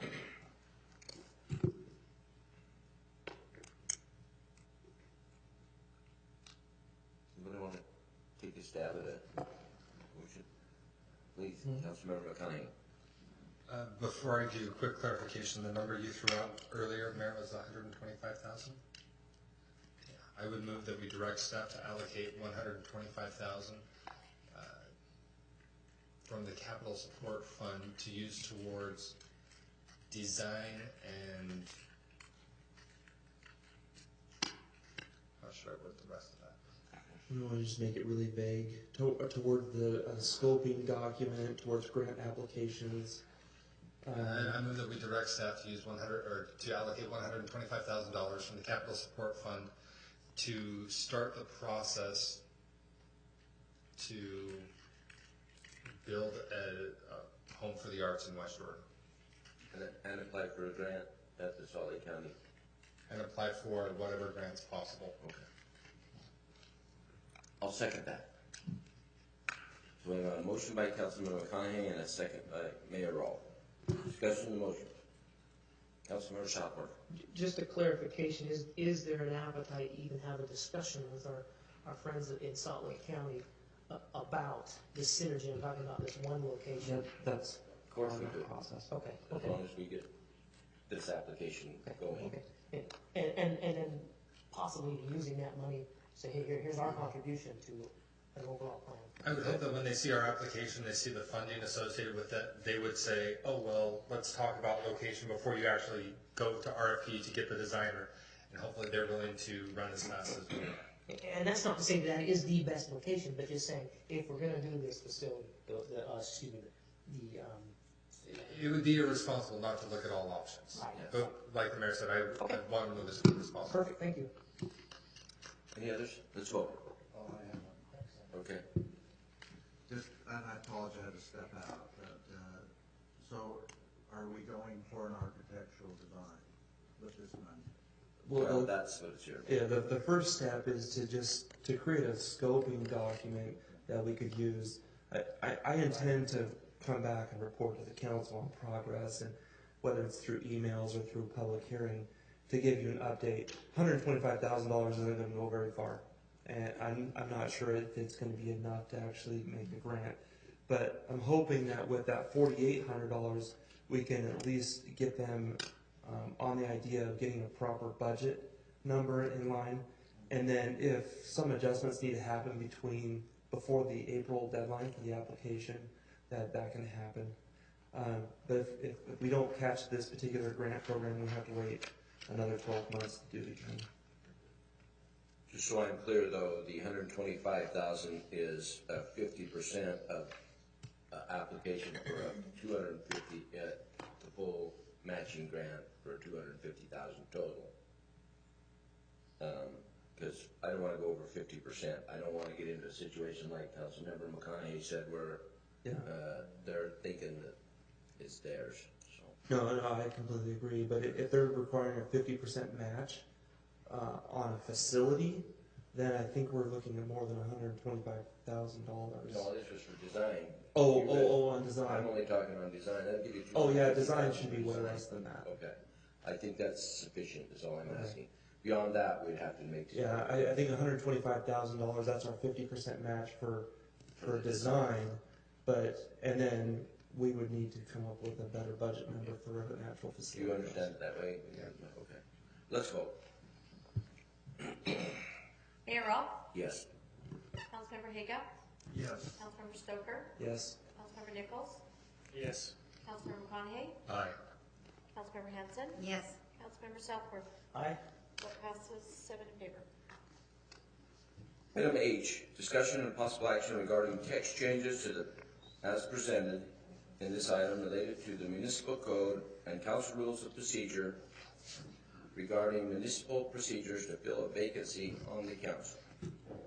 Mayor, as a point of order, we're almost at 10 o'clock, and we continued the meeting to 9:45. Do we need another motion? Did we only go to 9:45? It only said 9:45, and then we keep in mind, we have this item, we have 2 consent items, and we have an RDA. So if you extend it at that amount of time, if you're going to. I'm willing to make a motion to go through this item. Does anyone want to go longer than that? I would like to be done by 10. I move to finish this item, last item, and then adjourn. We saw this. So But RDA though. Yeah, we got We need to do it. it. After we get through the hot Yeah, desk, those it's- are urgent. It has to be I done? think it's urgent. You can do it. Okay, let's, we make the motion. Okay. This item, finish this item, go to the RDA. Mayor, Two consent items. the one consent item, I believe it's C, that needs to be done right away too, so that we can continue on the back board. Yes, I'm prepared to go ahead and make a motion to accept that consent item. We'll have to have a motion. Yeah. Yeah, we'll have to wait. Well, you need to approve. We'll get them all the done. How about if we say So, 6:15? how about this? You remember that crossing guard comment I made? Let's just keep going. And I'll move that we continue the meeting until our agenda is finished. Second. All in favor? Aye. Aye. Any opposed? Seeing none, please. 9:45 was a goal. We just didn't achieve it. I'll be brief. What I want to give you just about 1 or 2 minutes of why I'm presenting this. You can see logically why I did, because the moment that Justin gave me a personal phone call and asked me to just keep it to myself, what my mind started racing on is what's the procedure. My natural reaction is to go right to state code and say, what is the procedure? And then I thought, I wonder if city code actually has a procedure for this. And so I went to municipal code, and sure enough, there's extra procedure in city code. And then just on a whim, I said, I wonder if our council rules of procedure have a procedure for this. And there is a lot of procedure in our rules of procedure. Now, this is where the problem came in, is that I found in West Jordan City Code one contradiction that directly conflicts with state law. Within the rules of procedure, I found 2 other areas that conflicted with state law. And then at that point, that's when I called Bryce and I said, this is really convoluted and we're going down this road. Could I get a little help? And our staff was very thorough and was able to discover there was another contradiction within the rules of procedure. And not only that our council rules of procedure, and this was the worst thing of all for me, it was a big slap. Our rules of procedure actually slow the process down. Actually, imagine that. We slow it down beyond what state code requires, in that we put in this verbiage that once the vacancy occurs, we can't put a deadline for applications until 2 weeks after that, at the earliest. The state law does not require that. The city rules of procedure require that. And the actual quote is no less than 14 calendar days following vacancy. And as a result, we actually go over beyond state code, literally making the vacancy go longer than it needs to be. As a result, I just made this proposal. You know what? We do this often in municipal code. We try to convolute the waters. We dirty them up. We muddy them up. And then in the end, what we end up doing is regurgitating what state law really wanted. And we ended up with conflictions, 4 conflictions with state law. Now, I'm not going to go back and say we've done it historically wrong in the past. Maybe we did. But what I'm saying is from this point forward, I would hope that we simplify it. My recommendation tonight is that we entirely strip the rules of procedure. It shouldn't even be in there. It doesn't need to be there. We have it within our municipal code, and our municipal code section with reference, and that's the text that's been recommended. We reference state code, and that is the procedure we follow. Is that a motion? That is a motion. Second. Okay, we have a motion by Councilmember Nichols and second by Councilmember McConaughey. Discussion of the motion. Councilmember Stoker. Thank you, Mayor. I don't know how this interacts with state law, but I was disappointed to learn that even with voluntarily stepping down from my seat, I don't have a say in the replacement. I feel that's unfair.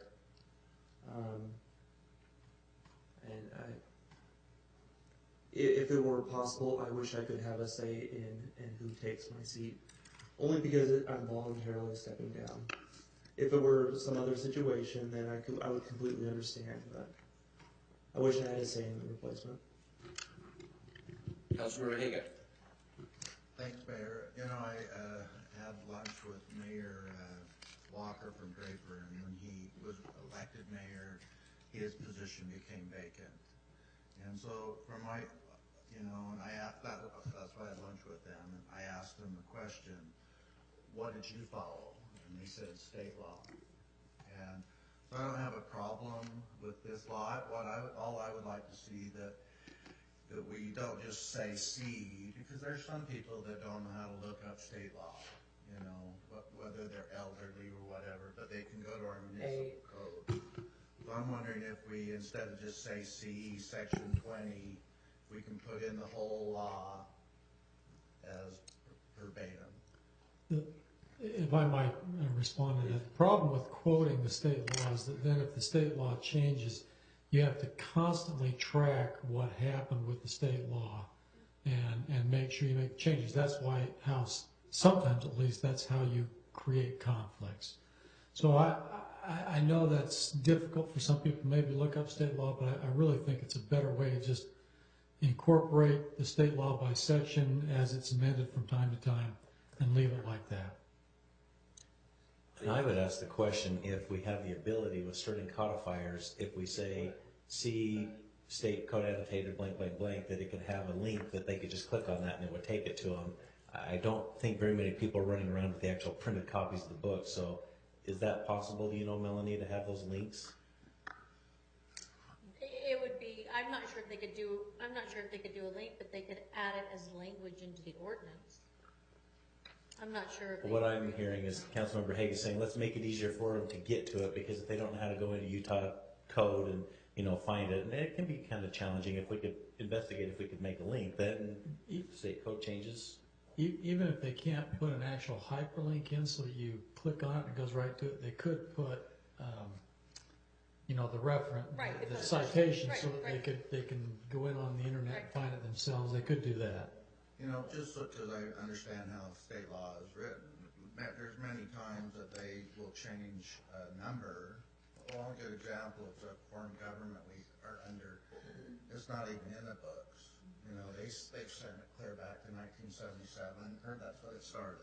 But what my point is, when legislators make a change, it's a line item, it's all going to change, you know, and I think that's probably our responsibility as city, if we see a municipal law change, that we update our code. Ideally, that would be great. I'm just telling you, it doesn't happen, and that's why we end up with conflicts.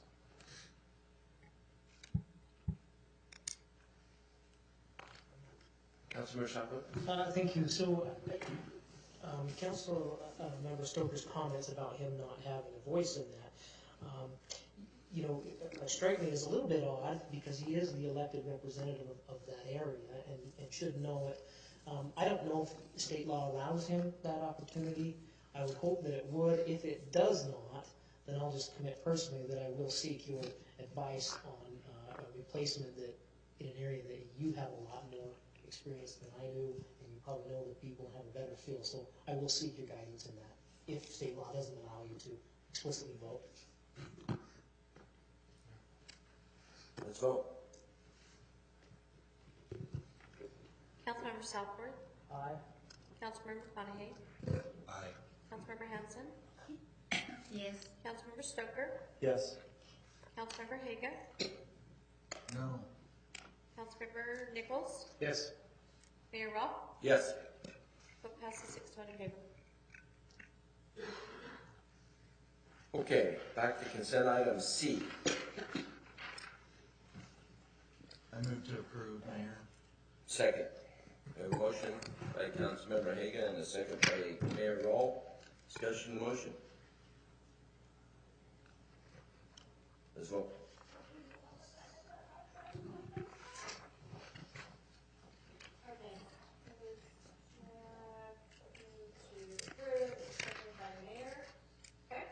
Yes. Okay. Let's go here. Councilmember Hanson? Yes. Mayor Roth? Yes. Councilmember Southworth? Aye. Councilmember McConaughey? Aye. Councilmember Haga? Yes. Councilmember Nichols? Yes. Councilmember Stoker? Yes. Vote passes 7 in favor. Consent item G. Approve resolution 15-38 authorizing the mayor to execute the local government contract between the Utah Department of Transportation, West Jordan City, and Horrocks Engineers Incorporated for public involvement services for 5600 West, 6300 South to 7000 South project in an amount not to exceed $29,964.95. Real quick, the reason why I think we need to probably bring this back is because our council, maybe not longer than 3 months ago, we actually took the excess funds from the trail federal dollars that we had and put it into other funding. And so I'm wondering where you're getting the money to pay for the tunnel, because it's a, so I'd like to just see more accountability as far as where that money's coming from. Just as a point of clarification, are you talking about the 90th South Tunnel or Did I 5600? pull the wrong one? Yep. Oh, dude. Then never mind. Move to approve. Second. We've already- We got a motion by Councilmember Hagan and a second by Councilmember Southwood. Discussion of the motion? Seeing none, let's vote. Councilmember Haga? Yes. Councilmember Stoker? Abstain. Councilmember McConaughey? Aye. Councilmember Southworth? Aye. Councilmember Nichols? Yes. Mayor Rowe? Yes. Councilmember Hanson? Yes. Vote passes 6-1 in favor. Okay, I would like a motion now to adjourn city council meeting and move to the redevelopment agency. Second. Okay, I have a motion by Councilmember Southworth, a second by Councilmember McConaughey. All in favor? Aye. Aye. Any opposed? Seeing none.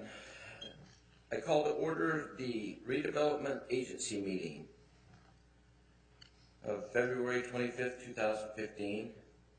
First order of business is to approve the minutes of December 3rd, 2014. Move to approve the minutes. I have a motion by Councilmember Nichols and a second by Councilmember Southworth. Discussion of the motion? Seeing none, let's vote. Yes. Councilmember Haga? Yes. Councilmember Stoker? Yes. Councilmember Nichols? Yes. Councilmember McConaughey? Aye. Councilmember Hanson? Yes. Councilmember Southworth? Aye. Vote passes 7 in favor. Item 2B, discussion and possible action regarding resolution numbers 168, approving a letter of concurrence and match agreement with Wasatch Front Regional Council for local resource program planning for West Jordan City Center and TOD at Redwood Road Station.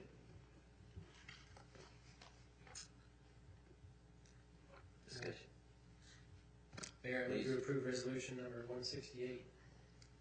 I have a motion by Councilmember Nichols, a second by Councilmember Hanson. Any discussion? We have none. This vote. Councilmember Southworth? Aye. Councilmember McConaughey? Are these board members? Oh, so sorry. That's good. Yes, board member, okay, board member Southworth? Aye. How come they catch me on the minute? Yeah. you didn't get me. Board member McConaughey? Aye. Board member Hanson? Yes. Board member Stoker? Yes. Board member Hagan? Board member Nichols? Yes. Chair Rowe? Yes. The vote passes 7 in favor. Move to adjourn. Second. Motion, I second. All in favor? Aye. Aye. We're adjourned. Good work, all. Thanks, everyone. I don't know whose pen this is. Hey, Jeff? I'm gonna put it all Ben, are you still Jeff looking for a ride? Robinson? Would you holler at Jeff Robinson? Jeff? You looking for a ride still?